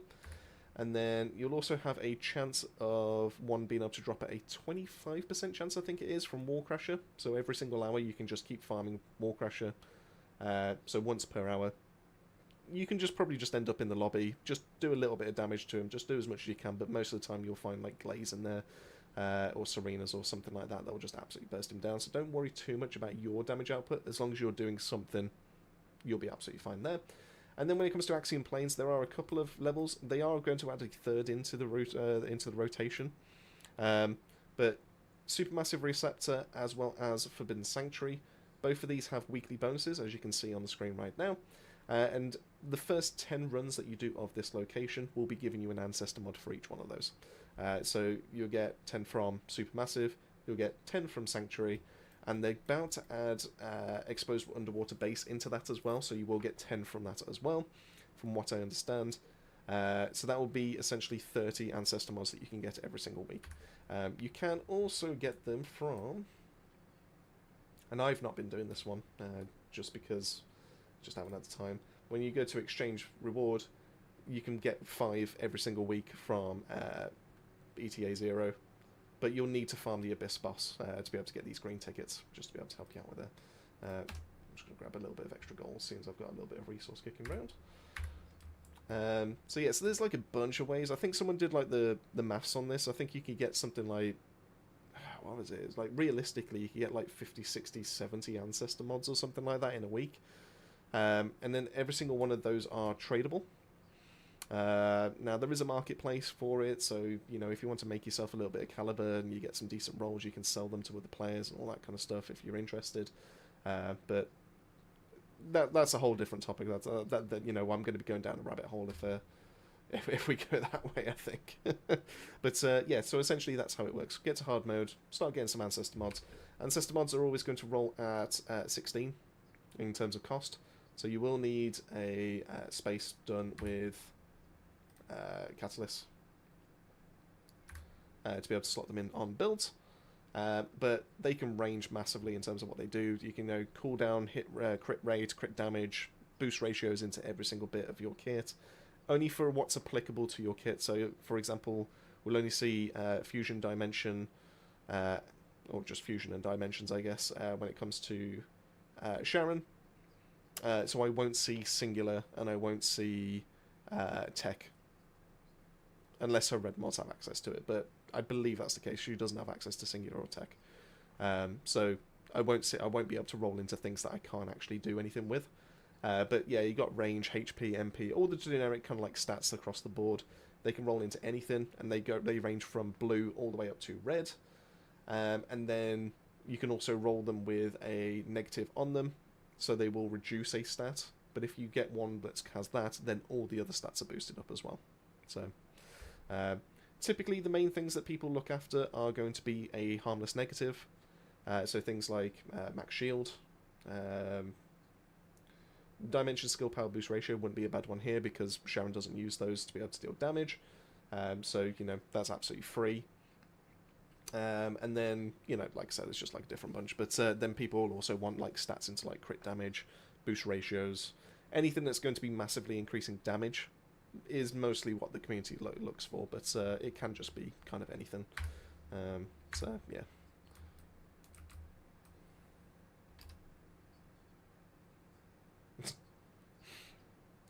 So yeah,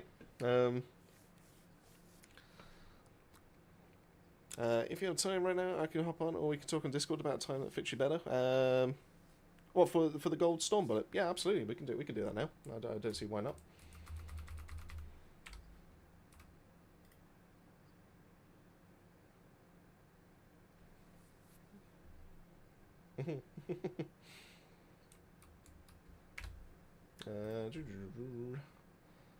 Yeah, just do I have you on here? I don't think I do I? Feel free to add me on.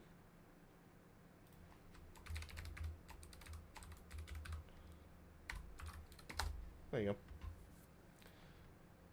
Feel free to add me, and then we can take it from there.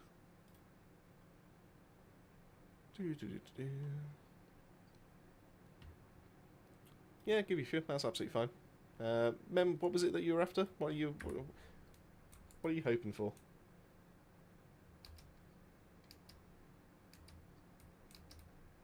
Should probably take a drink before my throat gives out.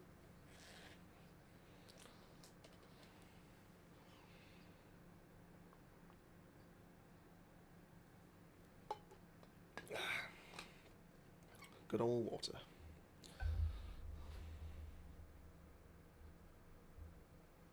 My Sharon mod. What are you going to give me for it? Because I can't just let that go for like 100 cal. You know, I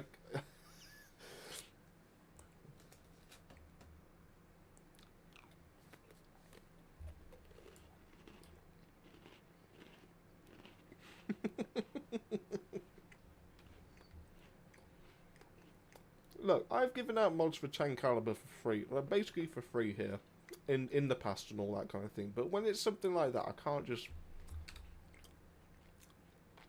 I would get roasted for letting that go for 10. 10 of my services as Discord moderator. I thought I was having your services already. Hold on a second. Which is it? Are you a Discord mod or are you not a Discord mod? Which is it? Drink beer, save water. I mean, to be fair, it's not a bad shout. But not the beer side of things. I could just get the whiskey out and... There's not... I was about to say there's not much left in that, but, I mean, that's a good, like, fifth of the bottle, and considering it's 43%, that might wreck me.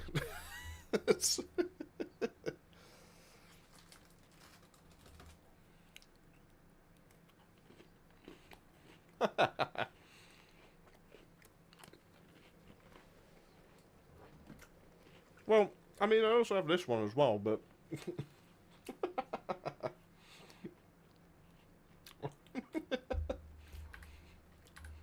you got to remember that there was I should have just. I should have started speaking after I ate the biscuit. That was the worst time for me to start speaking. Um,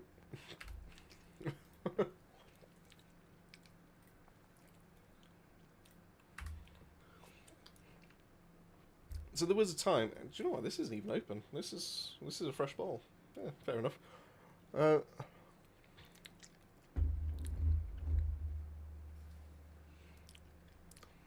yeah, there was a time where on the previous channel, I used to do drunk streams all the time with the full measure, and it was all about, you know, his stream was the main one, but it would be a case of as soon as people started buying shots or if something specifically happened and all that kind of thing, it would be a case of, oh, I've got to start drinking. And I kid you not, within like a 2.5 to 3 hour stream, I would happily be like just kind of like swaying in my seat.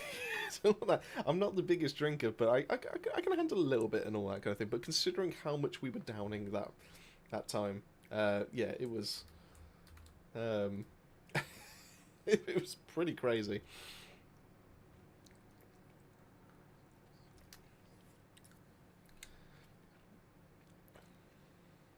Oh god, you're all after me. Hold on a second, then, man. We'll figure something out here. Right, you want.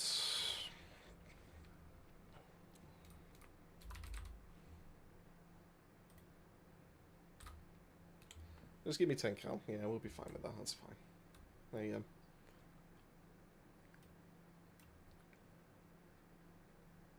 go. Enjoy. Right. But I can't let you just. I don't care about what you owe to So Are You. I need to know what you owe me.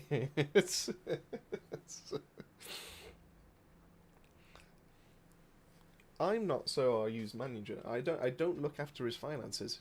I'm a separate independent party here. What are you going to pay me for this?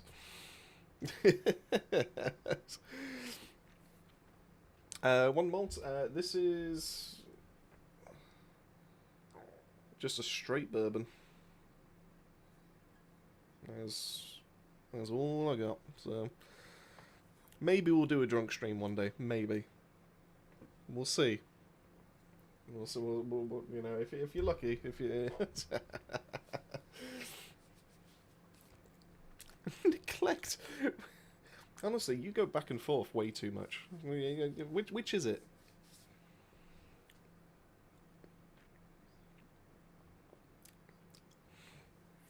I tell you what, Mem. How much caliber do you have? How much do you have on your account right now? Let's figure. We can figure something out if you're interested in it. May I see the mod in question or value for quickly? Absolutely. So the one I believe he's currently trying to swindle me out of right now is that one. Please do a drunk one.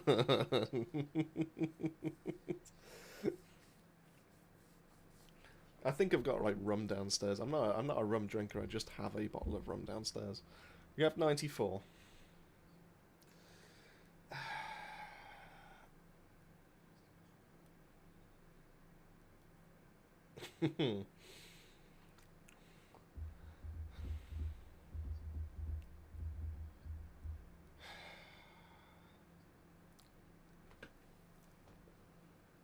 Give me a minute. Oh dear.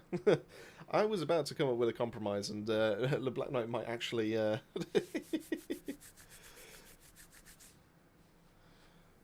promise I'll get drunk with you on it. All right, we'll figure it out. Maybe it'll be a Friday stream, so I don't actually have to worry about work for the rest of the week. You sure do. You don't have to. To be fair, I was about to factor in Wooer. To be fair, because I must admit, you did buy me something, and I am very tempted to trade you because you did do that for me.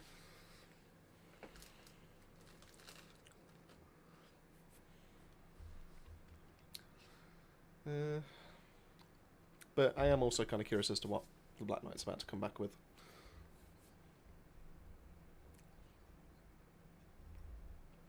must admit, I'm also kind of curious as to how much damage this kind of goes up to. What are we on? What are we on right now? 6.65.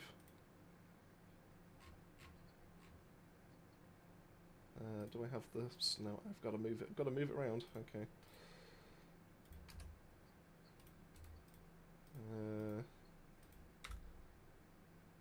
There we go. So 6.65 is what it was.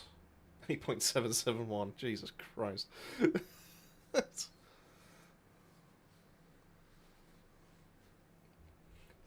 It's just a casual 2x.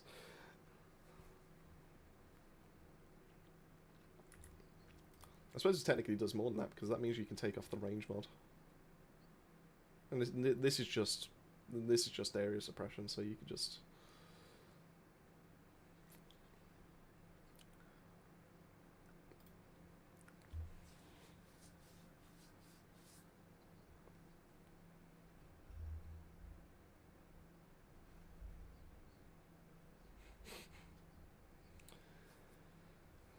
Go on in chat. What are we thinking that the Black Knight's about to come back with? So we'll get like a little bit of a get a little bit of a talk around that going back. We'll see who can get closest.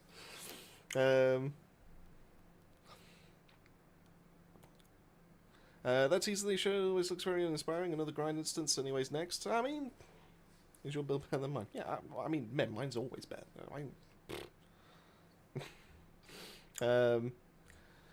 I mean, that's one way to look at it, I suppose. I mean, absolutely. I mean, you know, here's where it is. I mean, the swords could be interesting. I'm more in terms of like the actual grind content and all that kind of thing. I can't imagine. That's not what really kind of interests me. I'm more interested in what Sharon's going to be doing. I'm more interested in what Keelan's going to be doing, and I'm also kind of interested in what the swords are about to do as well. But I can kind of see the other side of it. So I suppose, yeah, it's just going to be another dungeon at the end of the day.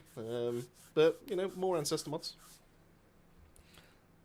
You were the speedrunner, Mem. You're not the speedrunner anymore. You admitted earlier you don't play this as much anymore. Which is it? Honestly, you change your story so much.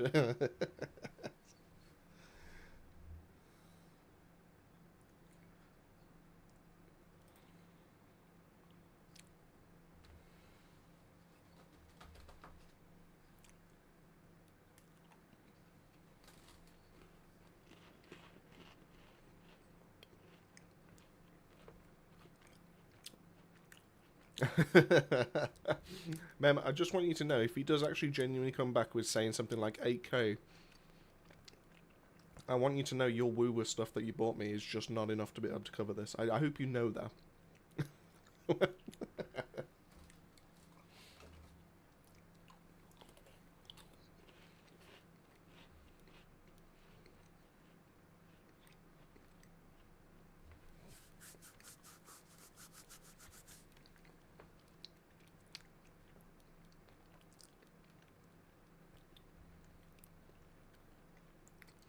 GG, without not nerfing Descendants and the very shallow gameplay as well as the content, TFT will always be in the struggle bus. Funnily enough, we kind of covered that earlier in the stream. You know, they kind of need to draw a line in the sand at some point.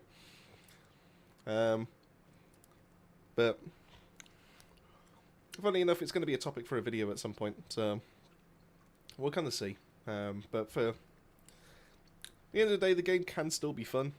And you know, it does play out the power fantasy that people kind of like ask for and everything like that. It does still have that, but I'd personally like to see a bit more of a balanced gameplay. But you know, it's one of those that I think they just kind of, the community's made them scared to be able to do so in terms of a change, and I get it, but in the same kind of respect,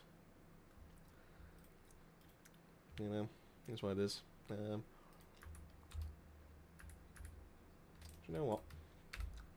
Bear me a second there, Mum. I want to see what numbers we're going to be cranking out in a sec.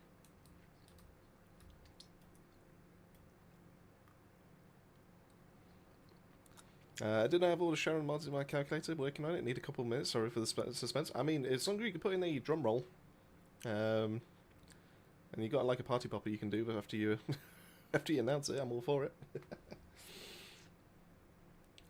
Right. What I want to do is... It's all well and good knowing what my standard crit damage is. We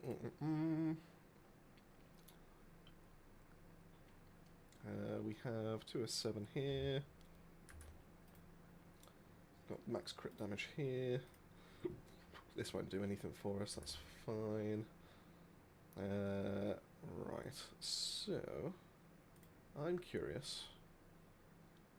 Could you give just a crit rate increase?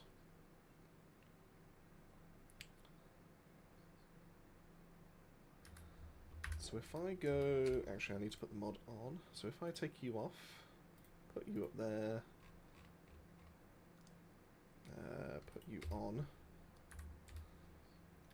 that puts me at 8.77. We're about to see Lepic stuff, I think.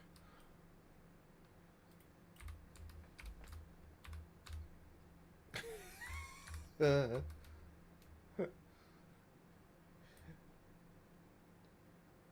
dear. Oh, I don't know if I can let this mod go. Oh no.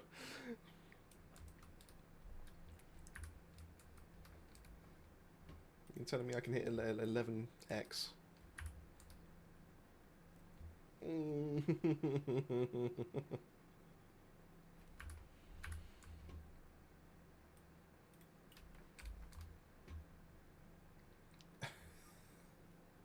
Jesus Christ.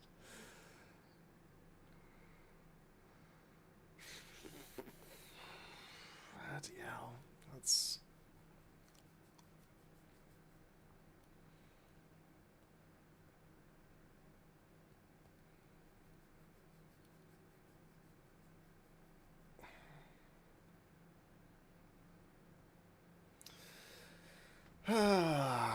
That's, I shouldn't have tested that. Shouldn't I have tested that? That's now made me not want to do this. What do we have up here? What is there a way to make this worse for myself? I can increase it with piercing projectile, but I'm not going to be using that. So, don't have a mission. Yeah, you could probably do that.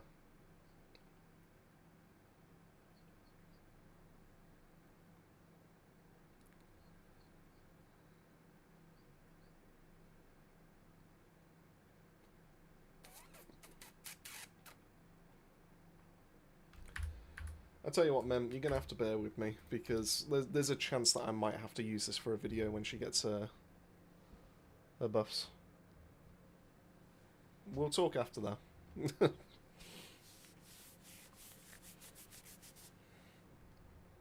It's too difficult for me to throw this away for the time being for over an 11x when it comes to crit.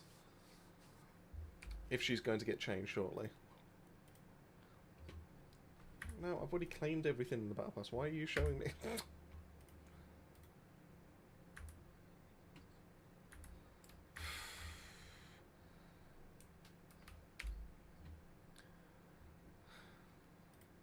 I do wish it wasn't range, but range is fine because it means I can take off something like skill expansion.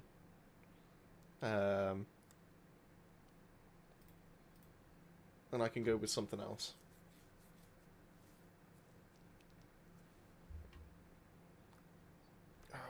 Jesus Christ, 11. The only person that pushes higher than that is blooming Lepic, as far as I'm aware. It's not false advertisement, but I will help you out with your 60 catting of the dual swords. So, you know, I'm gonna have to use Freyna for something and all that kind of thing. So, I've got to cat my own swords, so might as well. Whereas if you play solo, it gets boring really fast, but if you hop on Discord with some people, you can talk crap and run stuff for hours. I mean, name me a game that you can't do that with. Yes, they will lose players short term, but long term, other players and players that are left will come back. Player numbers will go up, and retention will actually be good. No, I agree. I mean, it's one of those that it's a bit, you know, this and that, and you know, 6, 7, whatever, all kind of thing. But it's it's a necessary pain to be able to get to where it needs to go. You want to sell me that mod? I will take offers once I've done what I need to do with that mod. We will have a conversation after that. It's difficult because the game's not in a god-awful spot. But it absolutely could be better. And the only way it's going to get better... Oh dear. Oh no. The Black Knight's actually back. And he's if you tell me over 10k, I'm about to lose my shit. Let's see if we can get a 20 roll. Oh, almost.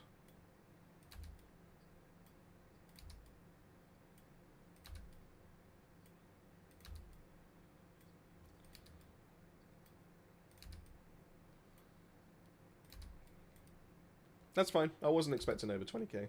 That's why I was going to lose my shit if you told me over over there.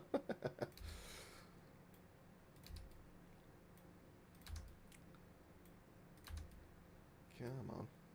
Oh god, you weren't kidding. Okay. It's...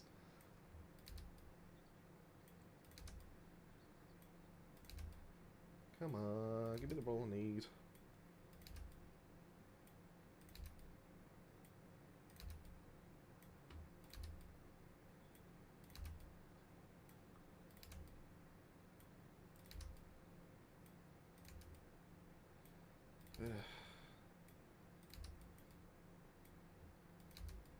Don't know why I'd do this to myself.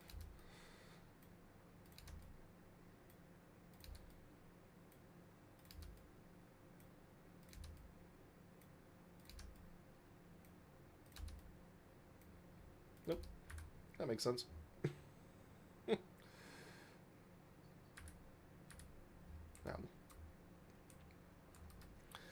Right. God, I thought you only sent the 2 messages. Jesus. Did I make a Lepic bossing build? I absolutely did, Shinobi. It should still be on the bunch of Lepic builds that I did all together last year. But essentially, if you're looking for the most burst damage, this is going to be what you want to grab. So feel free to take a screenshot or whatever. I think the only thing that was missing in that video is because we had Ancestor mods come afterwards. But going into crit damage and also into tech skill power boost ratio is going to be your best bet. You can go for fire as well. Fire is still absolutely fine. Absolutely fine. But if you go for tech, that allows you to go for fire specialist. And you get more damage going for Slayer against fire specialist than you do for max... is it max power? I always forget which way around this is. Where are you? No, not max power. Max skill. So bouncing off the 2 skill power buckets and all that kind of thing, you actually get the most out of going for fire specialist instead. So if you go for tech, that opens up another skill power bucket, and that allows you to be able to bounce off of 3 instead of just 2. So this is going to be the best in slot for you. In terms of damage, it's crit damage and Colossus.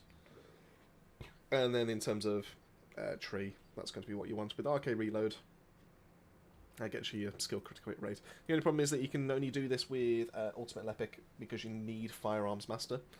And then, yeah, you should be good to go from there. But Ultimate Lepic is absolutely fantastic because the 2 best builds for him right now are Firearms Master and Explosive Stacks. And both of those are exclusive to the Ultimate side of him. So I would recommend that you get Ultimate Lepic if you can do. Right, let's go through this properly. Right, hope you're all sitting down. Hope you all got a cup of tea right next to you. We are going to read through this word for word. For the Sharon Ancestor mod, I would value it roughly 2.2 to 2.8k as a usable but non-premium air suppression Sharon mod. Mod is 1 strong line, 1 weak line, and 1 good negative. The main positive is skill critical hit damage, which is extremely close to maximum roll. For a Sharon build using area suppression, crit damage is one of the best stats because every dagger rolls its own crit. Absolutely. Second positive is skill positive effect range, which is only a mid-range roll, unfortunately not very impactful.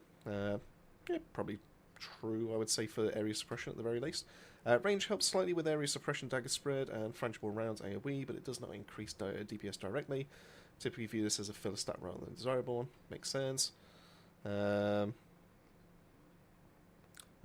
is max shield, which is actually a good negative. Most Sharons rely on HP and avoid shields. So the mod ends up in an awkward middle tier, excellent crit damage, good harmless, negative, blah blah blah. Because it is missing a second damage stat like electric or skill power, falls short of premium trading value. Completely agree. Mods with crit damage and electric are the ones that usually reach the 8 to 20k caliber. Wait, hold on, who's paying 20k for Best is why created an element. I mean, actually, fair play. He's reading it. Why? I mean, I'm interested in the lore. There's got to be a reason behind all this, and to be fair, it makes the most sense. But I was more shocked at the fact that the 20k caliber range.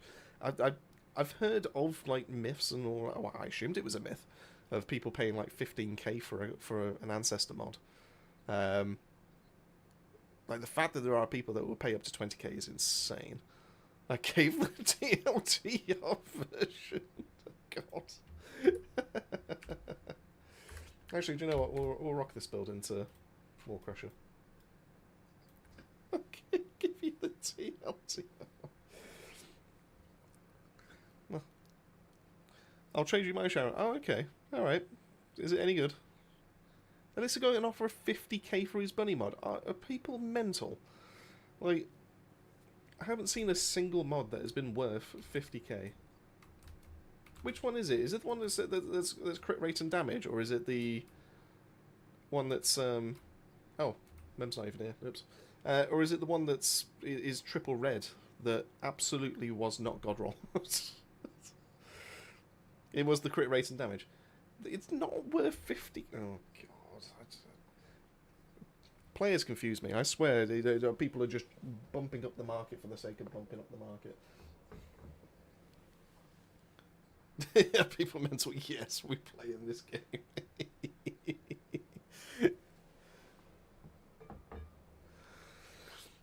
I'm going to get some shut eye and have a good one. I'll hit you up on Discord regarding the game. Absolutely, feel free. Yeah, have yourself a nice evening, and I do appreciate you stopping by. And yeah, enjoy the rest of your evening and the rest of your week until Friday, which I hope to see you again.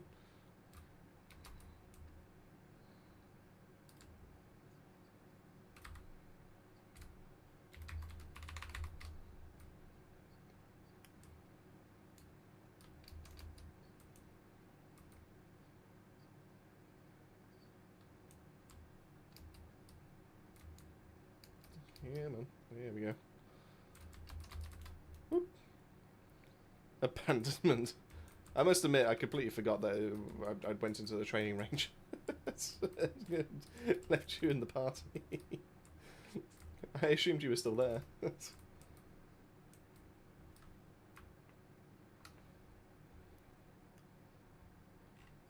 No. Awful. Here's what it is.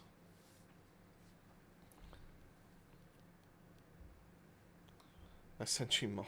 Oh god. If this is going to be a triple blue or something like that.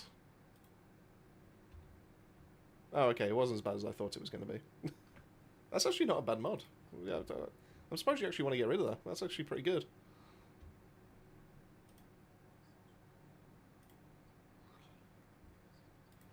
Or is it just because you want this specific red mod? Is that what it is? I wonder what my Haley is worth then. We're next in trophy again. I've just done this raid for the first time. It's quite nice, and I get the infected weapons. But oh, you got it straight away. Oh, fantastic! Did you get the? Did you get a good roll? Did you get like blue, purple, or gold? Who do you take me for? I want crit damage. It has crit damage on it. I mean, sure. Obviously, it could be a little bit higher, but I mean, by and large, that's mostly got you covered.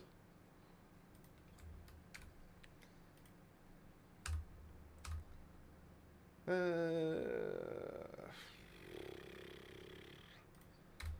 might have to use this time just to be able to get more catalysts, I think. I really do need like a bit of a supply going.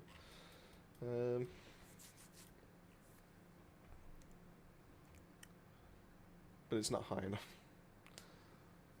Got a purple and a blue on the damage, nice, I think, from the first. I mean, the better one is obviously going to be your first damage number. because that's going to be your normal damage over time that comes from your 1 and your 3.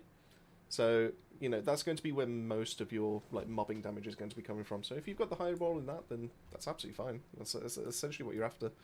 I mean, the other one, which is going to be on your 4th, is just kind of there for more bossing and all that kind of thing. But the skill hits hard enough anyway. I don't know why I've come here. I need to go here.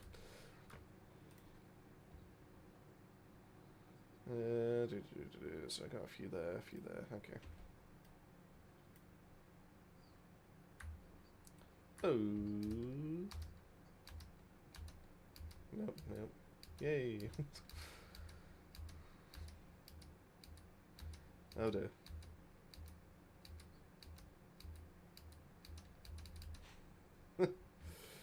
Why am I not surprised? Now hold on a second. Ultimate Ajax was a 6% chance of being able to get, and I got him 2 times compared to my 3 times on my 20%. God, I love this game sometimes.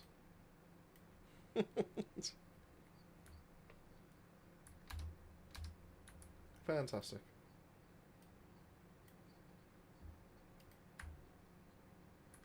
Nope, yep. I'll take 3 from that, why not?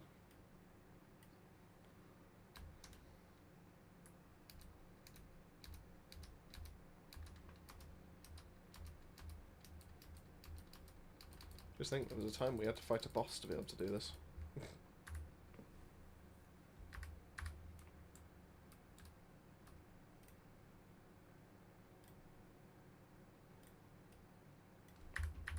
Yeah, whatever. It's a good start.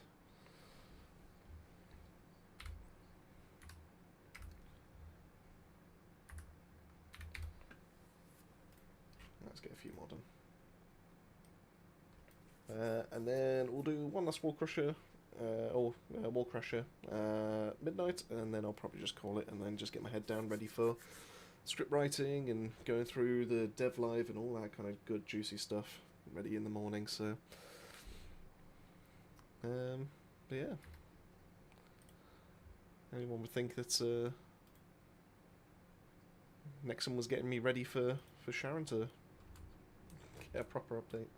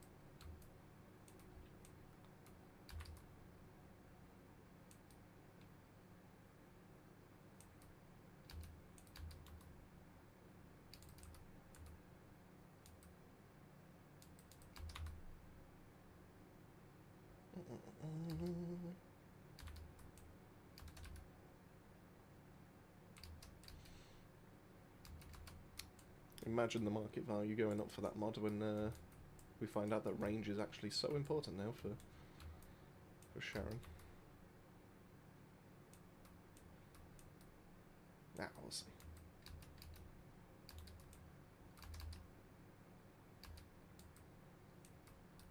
When this trainer build is now on YouTube, it absolutely is. This is the Contagion build that's on the latest video on the channel. So everything that I'm currently running, I don't believe I've changed anything that's on this. You will see on that video.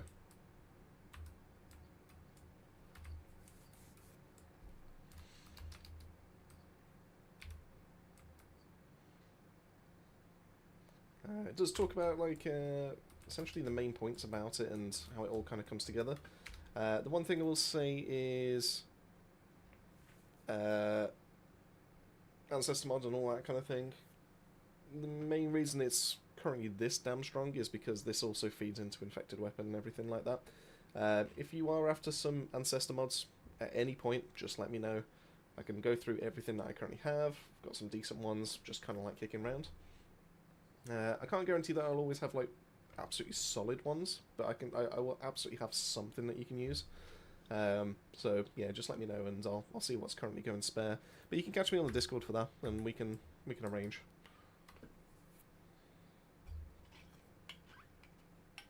Probably should post the Discord again for people that are currently watching. But yeah, we got. There we go. Let's put it up in there again.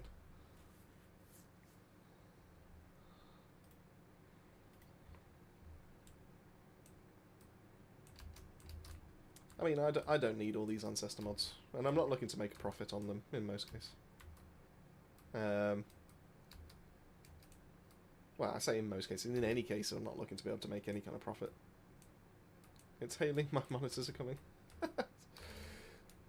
I'm sure they'll be fine. They're in protective packaging there, Mem. You'll be absolutely fine. And if they're not, then that means you just bought the wrong monitors.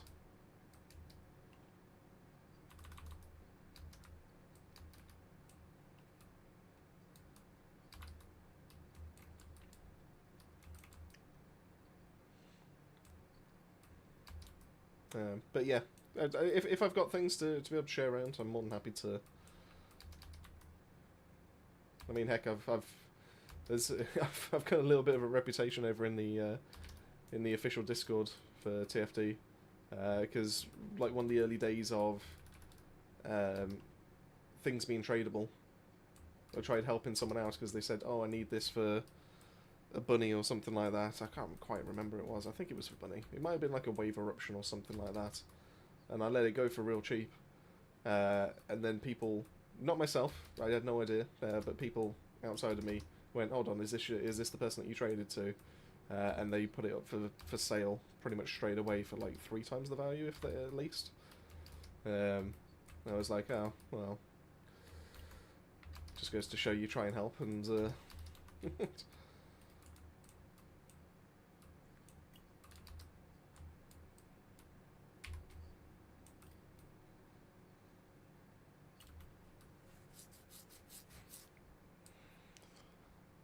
your last 2 came in cardboard. Well, I mean, you know, a box is a box. We make it sound like someone just found like an empty box, they ripped it open and sellotaped around it. There's going to be some kind of protect. It's going to come in like a decent sized box and with like polystyrene and all that kind of stuff, surely. I feel like the crystal catalysts are the biggest one. 9 stops away.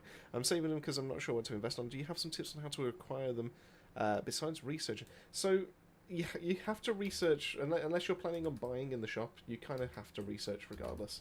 As for the materials though, it varies. Gotta find screwdrivers, be right back.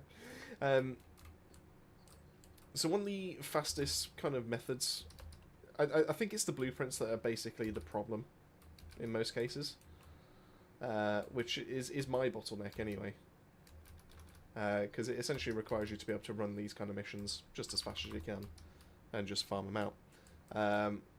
As for the rest of the materials for it, it's real easy to be able to actually get those.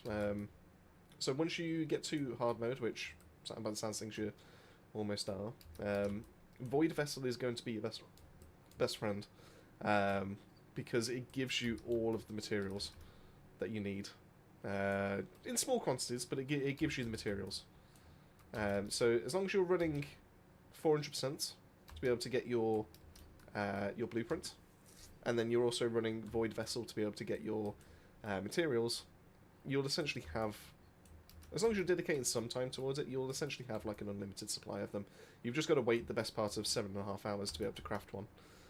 You can also buy them from the shop. I wouldn't recommend buying them like directly in terms of like for the price that they are, because it's like 300 caliber for one of them. But you can always look out for like bundles. That normally makes them a lot cheaper. There is a special weekly bundle that happens, which is a much better deal. I'll show you that in a second if you are interested.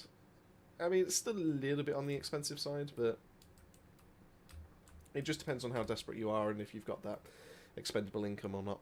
But if you go into special bundles and then scroll one more time, This is normally a pretty good bundle, which I do normally tend to buy. But this is the one I was talking about with the monthly crystallization. Oh, is it monthly? Apologies. Where for 300, so essentially the price of one of them in the shop, you get two, and you also get a 3-day booster for both Descendants as well as Gun XP. It's not a bad bundle. I've bought this quite a few times in the past, but you don't necessarily need this. Whereas this one, I personally like just for the fact that you get a gold gain plus 30%, and if you buy this enough times, you can essentially just... I'm just going to buy it now, to be fair. These materials are quite nice to have, just be able to min-max your weapons out with the special rolls at the bottom. So, as you can see, these fall with the rounds per magazine, toxic attack, crit rate, and firearm attack. It's really good to be able to get those like fully min-maxed. But the gold gain is really good because this can be a bit of a bottleneck at times. Just everything requires gold, essentially. So, there's been times I've been less than a mil. That's how much gold is kind of needed. So yeah, it depends on what your budget is. It depends on what you're after. It depends on how much time you've got. All that kind of good stuff. All those kind of factors. But you can buy them. You can, but I would recommend that you do start getting like a bit of a production line going. So you always have like your research just always making one essentially. But yeah, 400% are going to be the best place to be able to get your blueprints. And then Void Vessel is going to be where you get your materials from. It can be a little bit tedious, especially like running 400% over and over again for a 20% drop. 20% drop. But this is the grind game.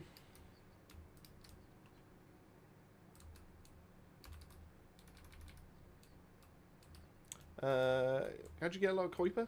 Kuiper's relatively simple to get in late game, because you will be getting a lot of trigger mods. I mean, technically you can make a lot just by running 400% as well. So I'll show you after this one what I mean by that. I mean, if you can get a run like this, where you're just getting like sub 2-minute runs to be able to get your blueprints and all that kind of thing going. It's just real simple to be able to like get modules, because you'll be collecting like loads as you kind of like run through here, and then you can just like dismantle them, and depending on the rarity, you get a lot of Kuiper to be able to help you out. So, but I'll show you what I mean in terms of like how much you can kind of get. There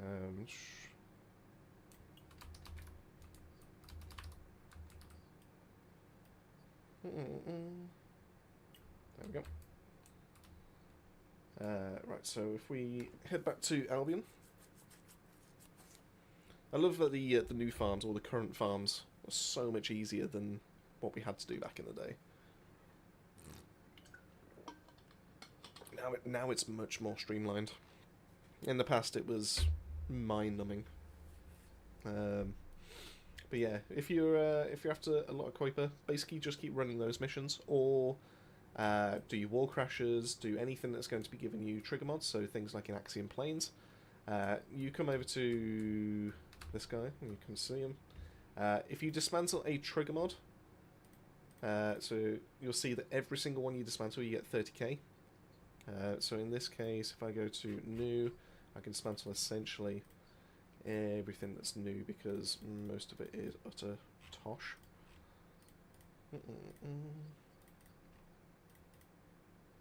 That's not the right one.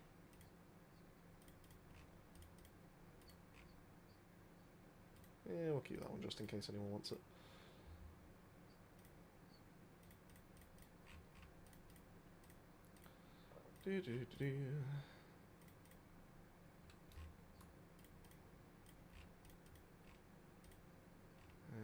No, I've got a bit of blazing zone, so we'll get rid of that as well.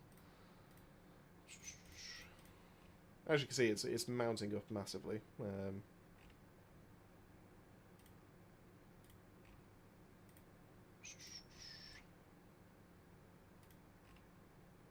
kind of really do have some crap in here, don't I?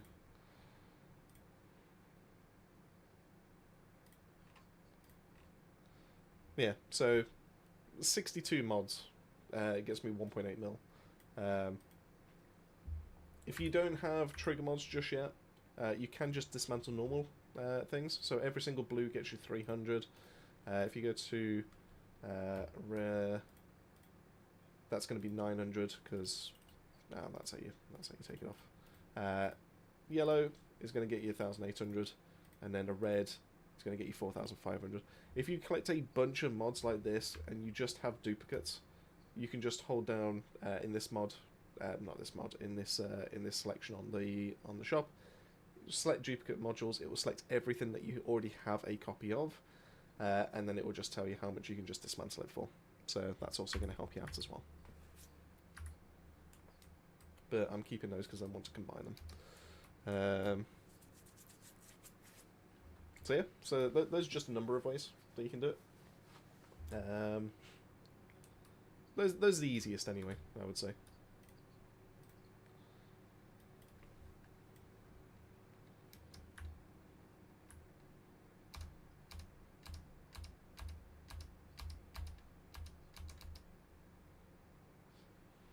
I swear Ultimate Ajax is not a 6% chance. There we go. So yeah, so if you were looking to be able to get your crystallized catalysts going, you'll find for your blueprints in any of the 400%, which are going to be only found in hard mode. And then if you want to be able to grab the materials for it, you would go into Void Vessel. Assume Bridge Zone is going to be the first one you'll gain access to, but you'll get smaller quantities. But if you do get into medium-sized Facility Zone, you'll have a lot more drop for you, and it becomes so much easier to be able to get. So this will actually drop half. So every 2 runs of medium-sized Facility Zone actually gives you enough to be able to do a full crystallization catalyst. We can do a run of this, because to be fair, I think I need to actually kill some enemies with skills in here, if I remember right. Or was that we can change that I've already done. Oh no, I've already done it, so that's fine. But still. That's almost capped. That's almost capped.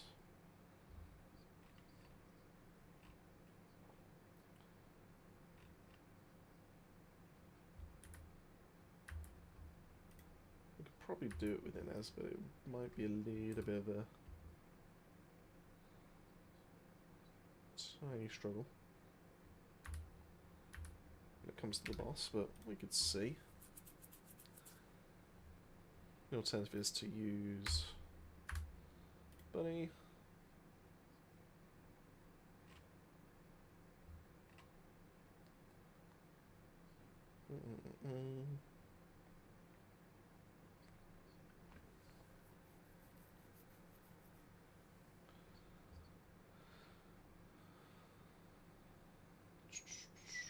Just checking what I've got just before I go in.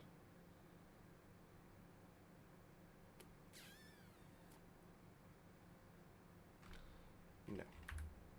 Don't actually have some great bunny mods. That's a bit of a shame. Aware viewers here, I appreciate you stopping by. How's everything going your side? Hope you're enjoying your evening. Why are devs streaming at like 3 AM? Euro pause are in shambles.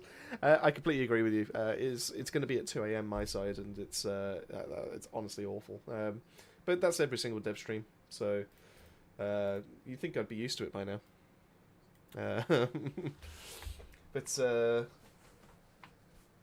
yeah, I think it's just because obviously they're based over in they're Korean, aren't they? If I remember right. So yeah, it's just going to be their time zone as to what it is. But it is a bit of a shame that they do it like that for us, because yeah, it does throw us off. Anyone that does this and also has a day job and all that kind of thing, yeah, you ain't going to be staying up at 2 AM to watch it, ready for work the next day and all that kind of thing. And that's exactly the case in my case. But that's fine. You know, I'll catch up with it in the morning.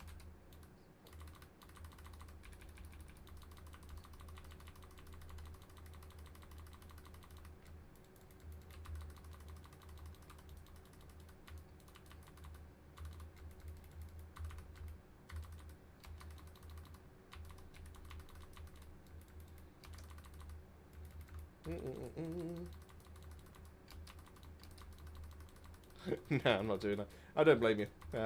Neither am I. So I could fully sympathise.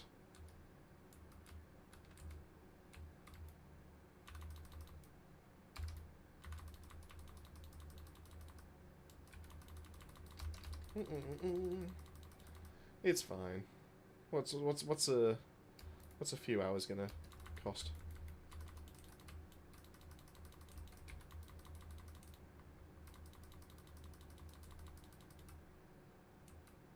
Whoop.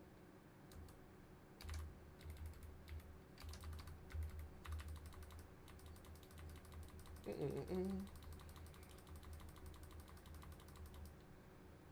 we go. Whoop. Off of that. Caro, which one of these boxes gives the... There's a chance at giving... catalyzed points, but it's one of the two.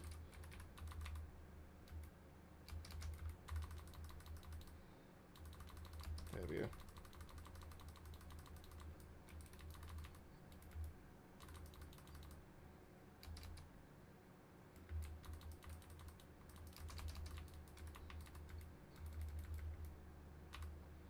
There we go. Oop. There we go. I'll watch in the morning. Yeah, no, 100%. That's exactly what I'm going to be doing. I'll basically be finishing the stream in just over half an hour, and then, yeah, I'll be heading to bed myself. It's just not worth it, you know. But I mean, it's not going anywhere. The patch isn't dropping until Thursday, so what's the point?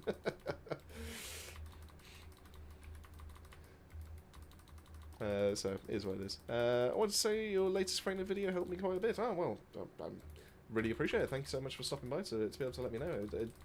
You know, it's comments like this, you know, people might think get taken for granted, but in actual fact, you know, it's part of the reason why I do it. It's because, you know, the help and all that kind of thing. But just hearing people say how much it's helped them to be able to understand the character, or to now they're running things so much better, and you know, all that kind of stuff, you know, does bring a smile to my face. So I do appreciate it. Thank you so much.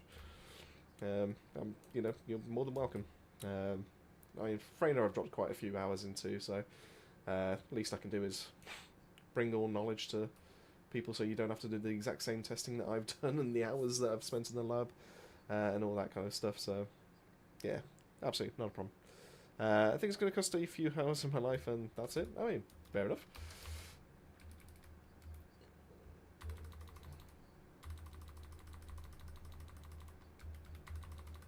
I will say that Ajax is going to be worth it though. If you've got a Thunder Cage that you can pair it up quite nicely, they normally give that out quite freely actually.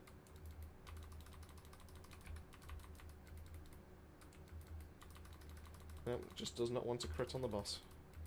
Come on. There we go.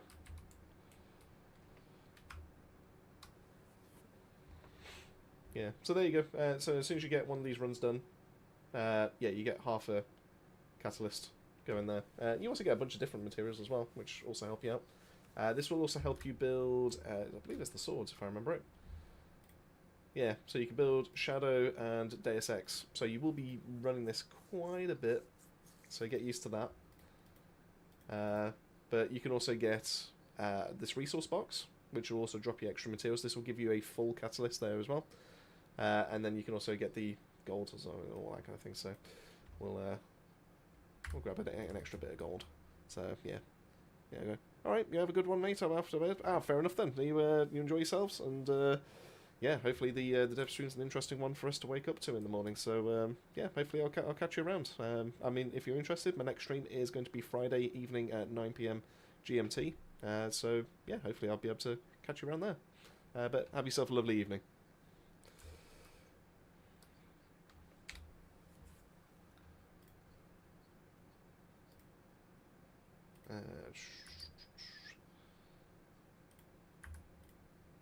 Yeah, I didn't think I had my inversion fully done up. That's fine. Am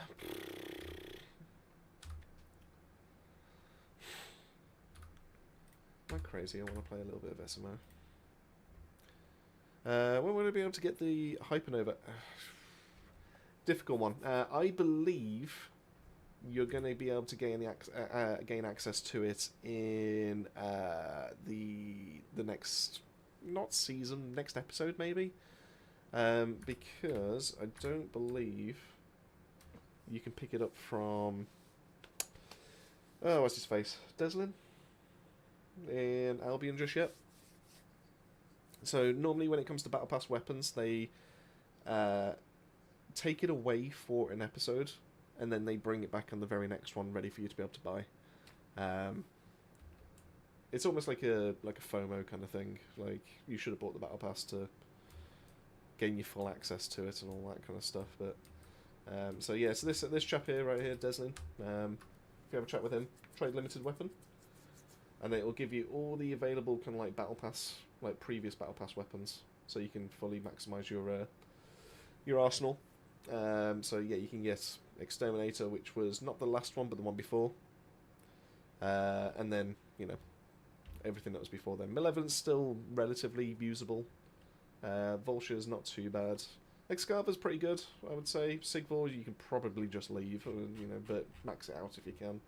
And then Exterminator's good against the ships in Axiom, but that's pretty much about it. So yeah, just grab yourself some support coins and just start buying it.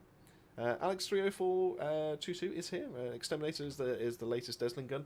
Yeah, that seems to be the case. I appreciate you stopping by and sharing that with myself. And I hope you're okay. Hope you've had hope your weekend's treated you well, and hopefully you've had a nice Monday so far. But thanks so much for checking in for the checking in with the stream. Appreciate it. Are you looking forward to the Dev Live as well, there, Alex? And what's going to be your favourite thing? What's the thing you're going to be looking out for when it comes to it? Are you more the Sharon rework, or are you looking forward to the double swords, or what's the main thing on your mind?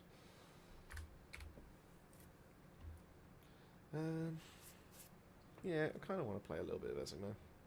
I need to for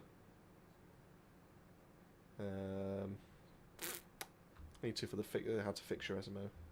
Ismo, whatever. Do I need maximized conservation still?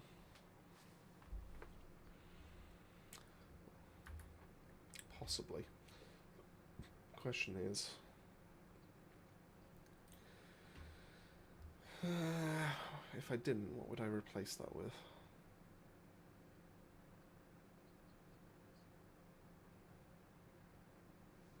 I'm only missing a tiny bit of range. I've already got my amp mod, I've already got focus on mods.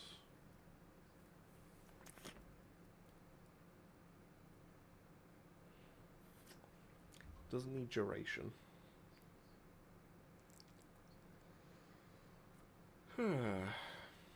What does he need?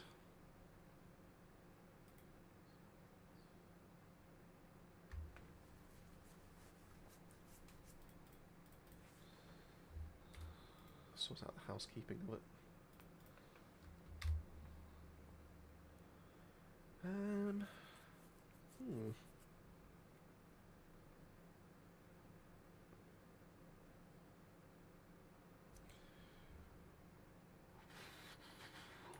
I don't think there is anything that's missing. Maybe going for cost is fine.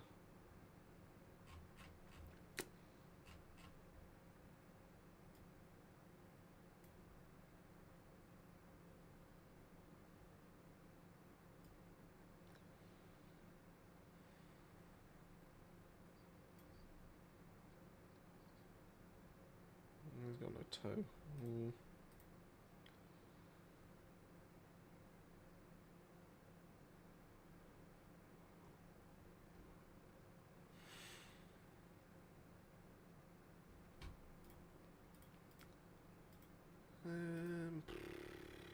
Still, Vanguard would be hilarious on him.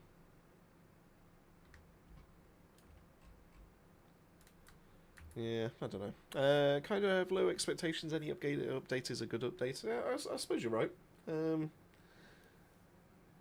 mean, you know, more content is more content, and you know, more reasons to carry on playing the game at the end of the day. So, yeah, I mean, I can't argue with you. I guess you pretty much hit the nail on the head, I suppose. Um, yeah, fair enough. I suppose there's nothing more you can really kind of say about it. Shinobi saying let's call him Bob. Bob would be the easiest name to be able to call him, I suppose. You know what? Just for you. There you go.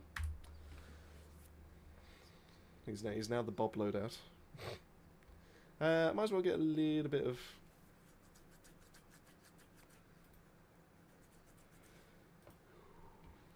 Just in case I need to change anything here. Yeah, it's going to do more, so we'll kick around with that one then. And we will favourite that one, just in case. Yeah, let's get it leveled up a little bit. Let's don't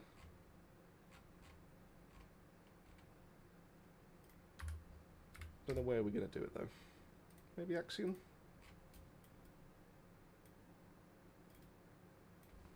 Yeah, let's do it Axion. Let's get a change of scenery going, and then we're ready for when the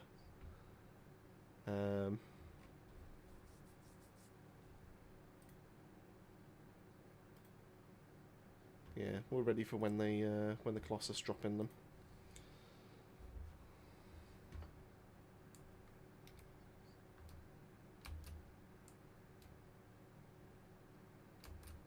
Whoosh. Yep. Good.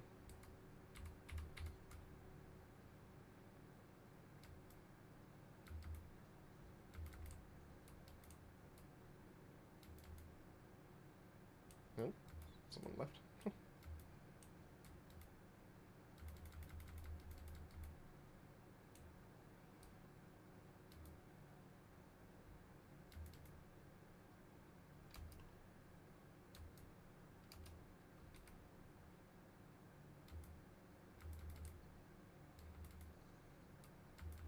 It's decent damage. No, she's definitely Ancestor mod related, I think.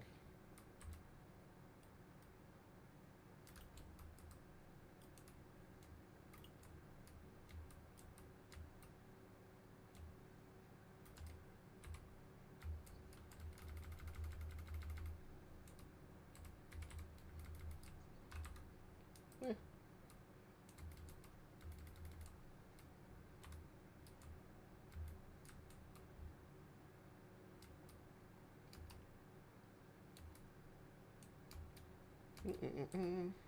I'll see you to be fair, because I'll be cooking.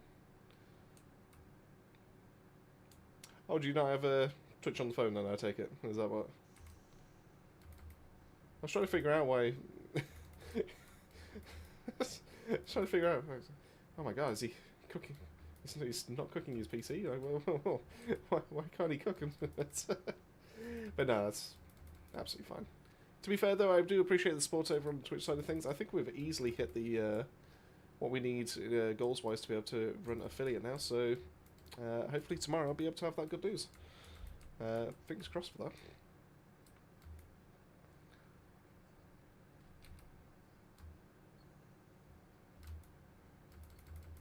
So thank you all to anyone that's been watching over there. It's another milestone to cross off the list.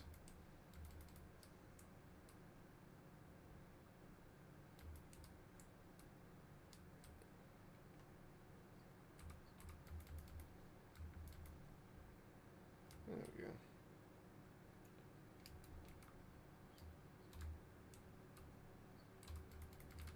Oh, thank you there so much for the follow there, Alex. I do really appreciate that.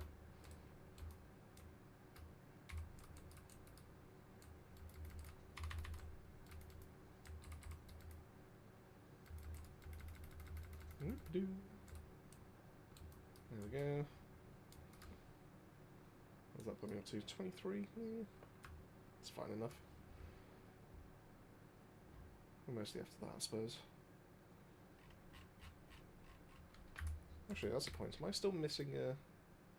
Yeah, I'm still missing a mod. This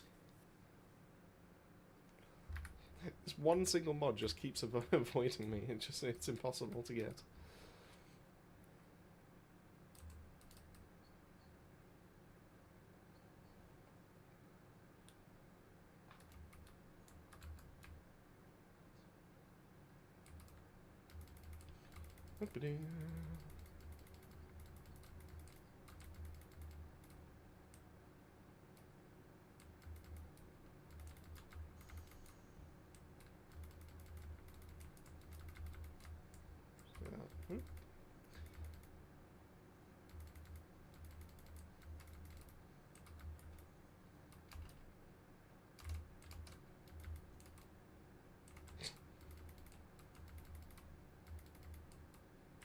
What the...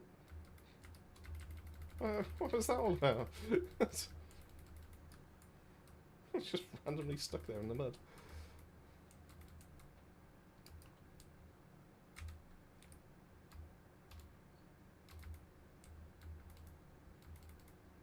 There we go. Hopefully, I can't wait for you to get huge, like millions of subs, and see what kind of controversies you get speeding in your Lamborghini.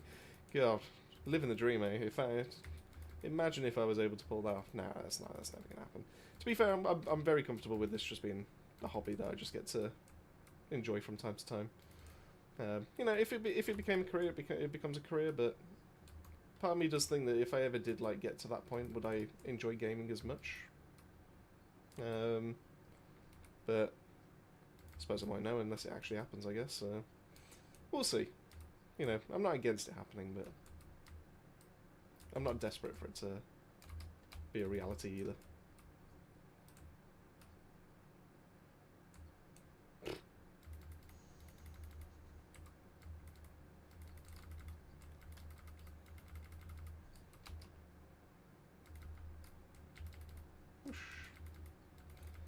So, you know, the usual. I wonder how much of a change they're going to do with base Sharon's mods, like Void Domination especially. You and me both. I mean, Sharon's got a lot of space to be able to actually move with all of the changes that they're going to be dropping. And if we've seen anything with, like, Blood and Iron, they could go a little bit crazy. I mean, there's probably a very realistic possibility that it is going to go crazy. Because Sharon's kit is quite outdated in that sense. You know, there's a lot that still just kind of kicks around from the old days where you needed it for outpost farming. So I think I'm going to be more interested, if they don't do any crazy changes, I'm still going to be more interested in her ultimate mods that we've got, so Ambushed especially. Ambushed is one of my favourites. But if they do go crazy mode, then absolutely I could see it being really good with something that's just like an old red mod or something like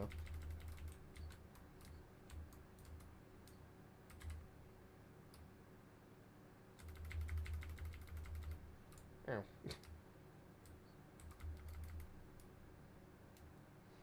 Like, she's not bad now.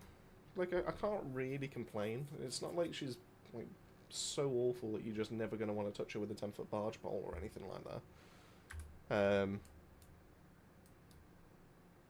But it does feel like she is missing something.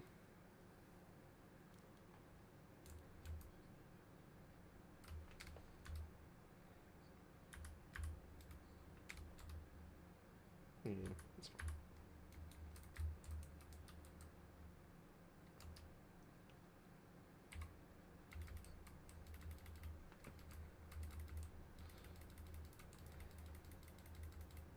Something cool that you could do, just throwable swords you can aim with. That's just me being hopeful. I'd be up for that. I absolutely would be up for that. The other one that I'd also be, like, I randomly came up with a thought of the other day was we don't have many descendants that kind of like work in cones in terms of like their area of effect. The closest we've got is like Blair with his burn touch. And I think it could be really cool to kind of like take the extra idea that they've got from, what's the red mod where, I think it's like cutting beam or whatever it is. And just give her a proper projectile, but one that actually like fans out almost like shotgun-esque. Like that could help, you know. It's really hard to suggest because you don't want to lose the idea that she is an assassin at the end of the day, because that's key to a character. You know, that's the main kind of unique selling point that she has and everything. But at the same time, in the same respect, you kind of do want... You don't want her to just be a single target machine, you kind of want her to be able to do other things as well.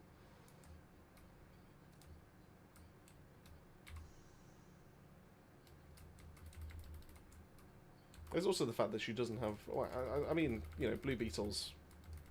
I suppose Blue Beetle's her main stat stick. I was going to say that maybe she doesn't have her own stat stick, and that's where we're going to see like Kingsguard Lance, or maybe even Wave of Light kind of come into it. And but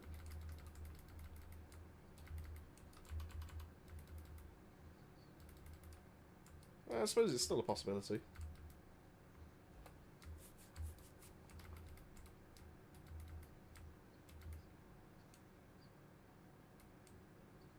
I mean, heck, if Fallen Hope is anything to learn from, we can have stat sticks that can actually still do damage. They don't have to be mutually exclusive anymore.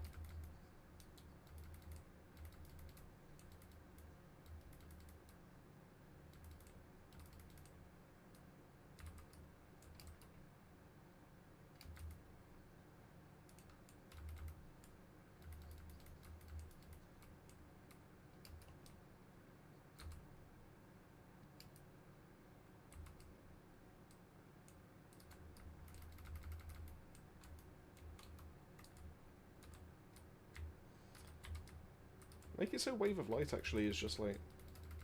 Oh, god. Like it's a stat stick. Or just change its ability up so that it always is crit when invisible. Just give us something crazy to go with it. Just... I feel like Sharon should deserve something along those lines.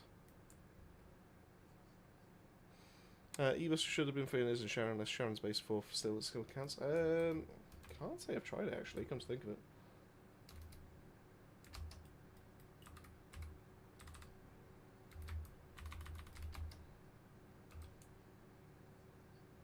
Excuse me while I melt these. With my 12.221x.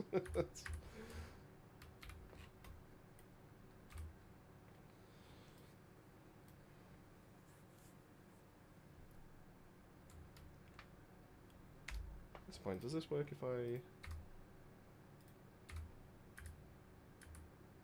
and then swap back?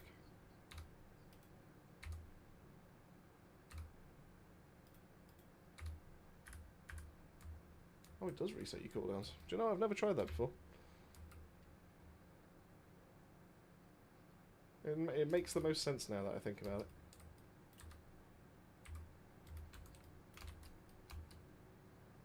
Ah, Master Explosion's my ass.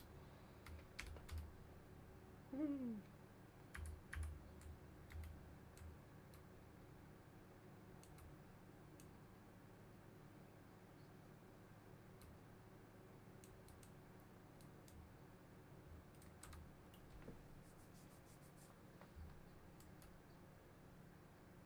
Something went to Link, and I don't know what it was.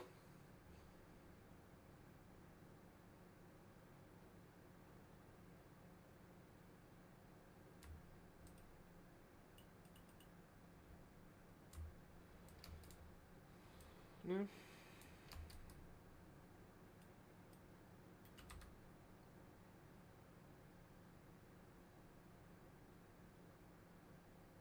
We might get there eventually.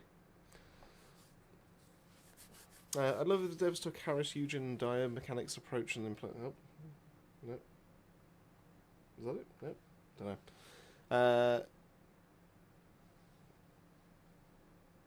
I don't know where this is catching up from. Doesn't matter. And die mechanics approach and implement them on Sharon. In what sense? Are we talking like the passives in terms of like HP and all that kind of stuff, like feeding into specific stats? Is that what we're talking about here? Should everything that's high damage? Yeah, it absolutely is. Leopard can go higher than this, I think, but to be completely honest with you, it's mainly because of the skill critical hit damage that we've got here, and then tech skill power boost ratio. There's the little ding. That's why. So yeah, hyper focus with that high of a roll, insane. Yeah, highly recommend. And that's how you build. That's how you build Lepit for bossing nowadays. Yep, skill rotation to keep boss. Absolutely. And to be fair, the more combo characters that we have, the better, in my eyes, because the combo keeps it fun. You know, it keeps you engaged. It keeps you a reason to pay attention, rather than just being.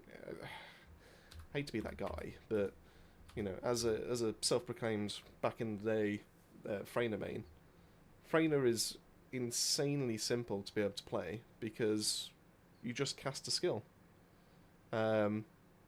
You know, the rest of it, the build does the rest. You don't need to focus on what kind of rotation do I need to worry about. The only time you ever need to do that is crit.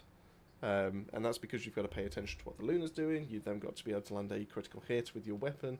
Then got to make sure your Venom Injection is active. You've got to cast one of your skill 1 or skill 3, and then activate your skill 4 to just be able to go burst. That's all essentially all you need to do. That's all the combo that she has. Serena is literally just activate your 4, make sure that you're still flying, and that's your combo, and you're good to go. Hayley is bordering along, like not being combo, but kind of at the same time. So, you know, you do prep the enemies up with your 1, and then use your 4 or your 2 to be able to do extreme damage. It's so I like the combat. I like the setup ones. I like the ones that keep you engaged. You've got a reason to think about the builders to be able to how to get the most out of it. But I also appreciate that it's not everyone. You know, there's a reason why certain builds have been nerfed, some builds have been brought down. There's ones that aren't fun, like for example, you know, God damn it, mine's gone blank. Well, I'm in Enzo. That's what it is. You know, Enzo doesn't necessarily have a fun mechanic in terms of like just firing random shots and all that kind of stuff. The buff he gives is pretty good. It's pretty substantial and all that kind of thing. But in terms of, you know, what it does and all that kind of stuff, it's I'd rather go for the damage on that. That's fine. But it's not a fun, engaging mechanic. Whereas, arguably, and this could just be me, Bob or SMO has a fun, engaging mechanic. It's just kind of clunky to use for mobbing, because you're primarily setting up to take down singular targets with this to be able to do high damage, and it's a little bit excessive when it comes to mobbing. But I do like the idea that his 2 requires you to be able to prime a target and then detonate it for huge damage, and you just basically rinse and repeat.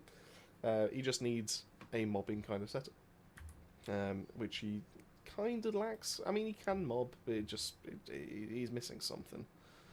Shadow Space 4 skill counts on E-Buster, but it might not be practical though. Yeah, that's the thing. I mean, you've got to throw in, when it comes to Sharon, you've got to compare the fact that is it better or is it worse than Blue Beetle? And Blue Beetle's just kind of too good in most cases to be able to kind of like pass up on.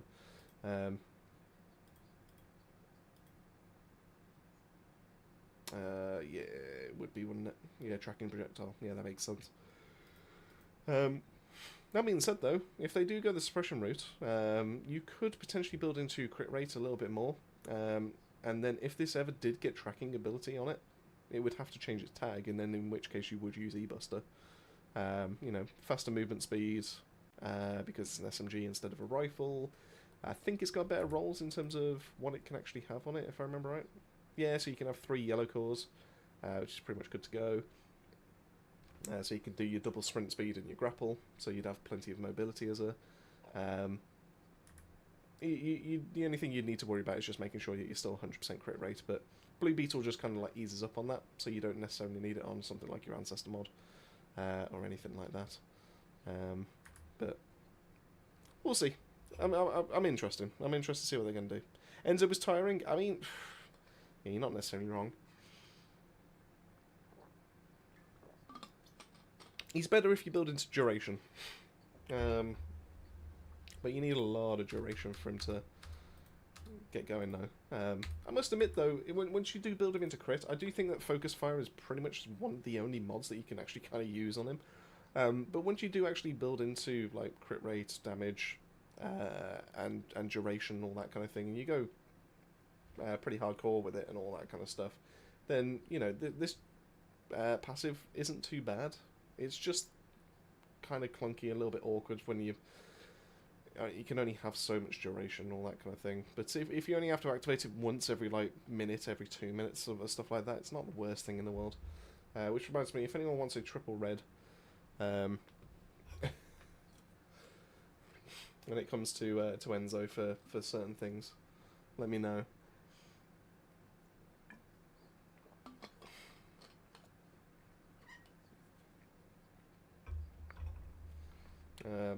You know, I'm just kind of mainly keeping that as like a status symbol at the moment, but if anyone actually does want it and wants a serious offer for it, let me know.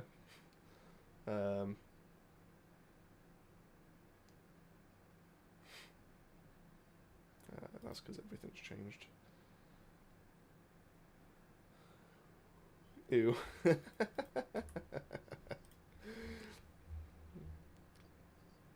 Lucky 3 red, but Meryl's. No, I completely agree. Yeah, I mean,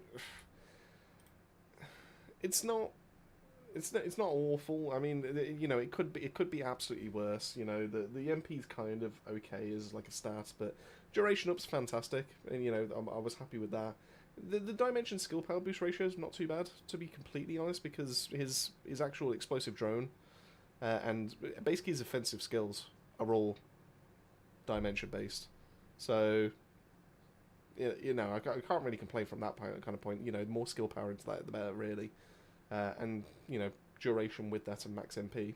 As long as you're not running it on a Focus Fire build, it's not the worst thing in the world. But I just don't have any personal use for it. 1 in 137 million chance. I wish I could say that I was happy with that, but you know, if it was better stats, then like ones he could actually properly use for the build that I was using it for, then absolutely. But it is what it is. Go on then. We'll finish it off with a clay, because that way we've used different descendants each time. So we'll do the War Crasher. We'll essentially just kind of finish the stream off there. I can get my head down, and then nice and early, rise and shine, and get to work on the video for what the dev live is. So, but yeah, I suppose in the meantime, because this is probably only going to last like 20-30 seconds, let's be honest, because that's typical War Crasher nowadays. I just want to say thank you all so much for stopping by this evening. It really does mean a lot that you've took some time out of your day just to be able to say hi and be able to chat with me, and honestly it's been a fantastic time, so thank you all so much for sticking with me. Yeah, and yeah, next stream will be Friday evening, exact same time, 9 o'clock GMT, and yeah, if you're interested to be able to catch me and just speak to me a little bit more in the meantime, or if you've got any kind of like questions, then yeah, make sure you come and hit me up on the Discord. More than happy to answer anything that you've got over there.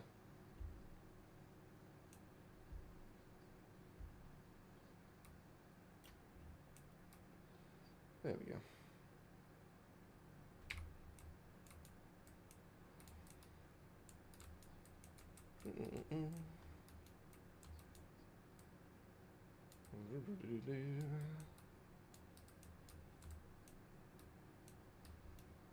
Thanks for streaming, mate. Really appreciate the time and energy. No, any time. Like I said, you all make it worthwhile for me, so it's a lot of fun. Kind of glad that I came back to streaming when I did now. So yeah, thank you all. that was the best stream I've ever been in. Thanks for everything, man. No, absolutely, anytime. And like I said, you're in the Discord now, so yeah, if you've got any other questions, if you've want any extra tips or anything like that, feel free to be able to tag me or just grab someone else in the community, and we'll be able to help you out with anything. So that's absolutely fine. But yeah, I guess that just kind of leaves me to be able to wrap this up. So thank you all so much once again. I can never say it enough times, really, to be honest with you. But thank you. Hope you enjoy the rest of your evenings. Enjoy the dev live, and if you're not watching it, if you're not staying up for it, then enjoy it tomorrow. I will get my own video out with my own thoughts about it tomorrow, all being well. And yeah, the next stream is going to be Friday evening, 9 PM GMT, and hope to see you all over there. But thank you all so much for the support. As always, keep yourself safe, keep yourselves well. I'll see you all on the next stream. Ta-ra.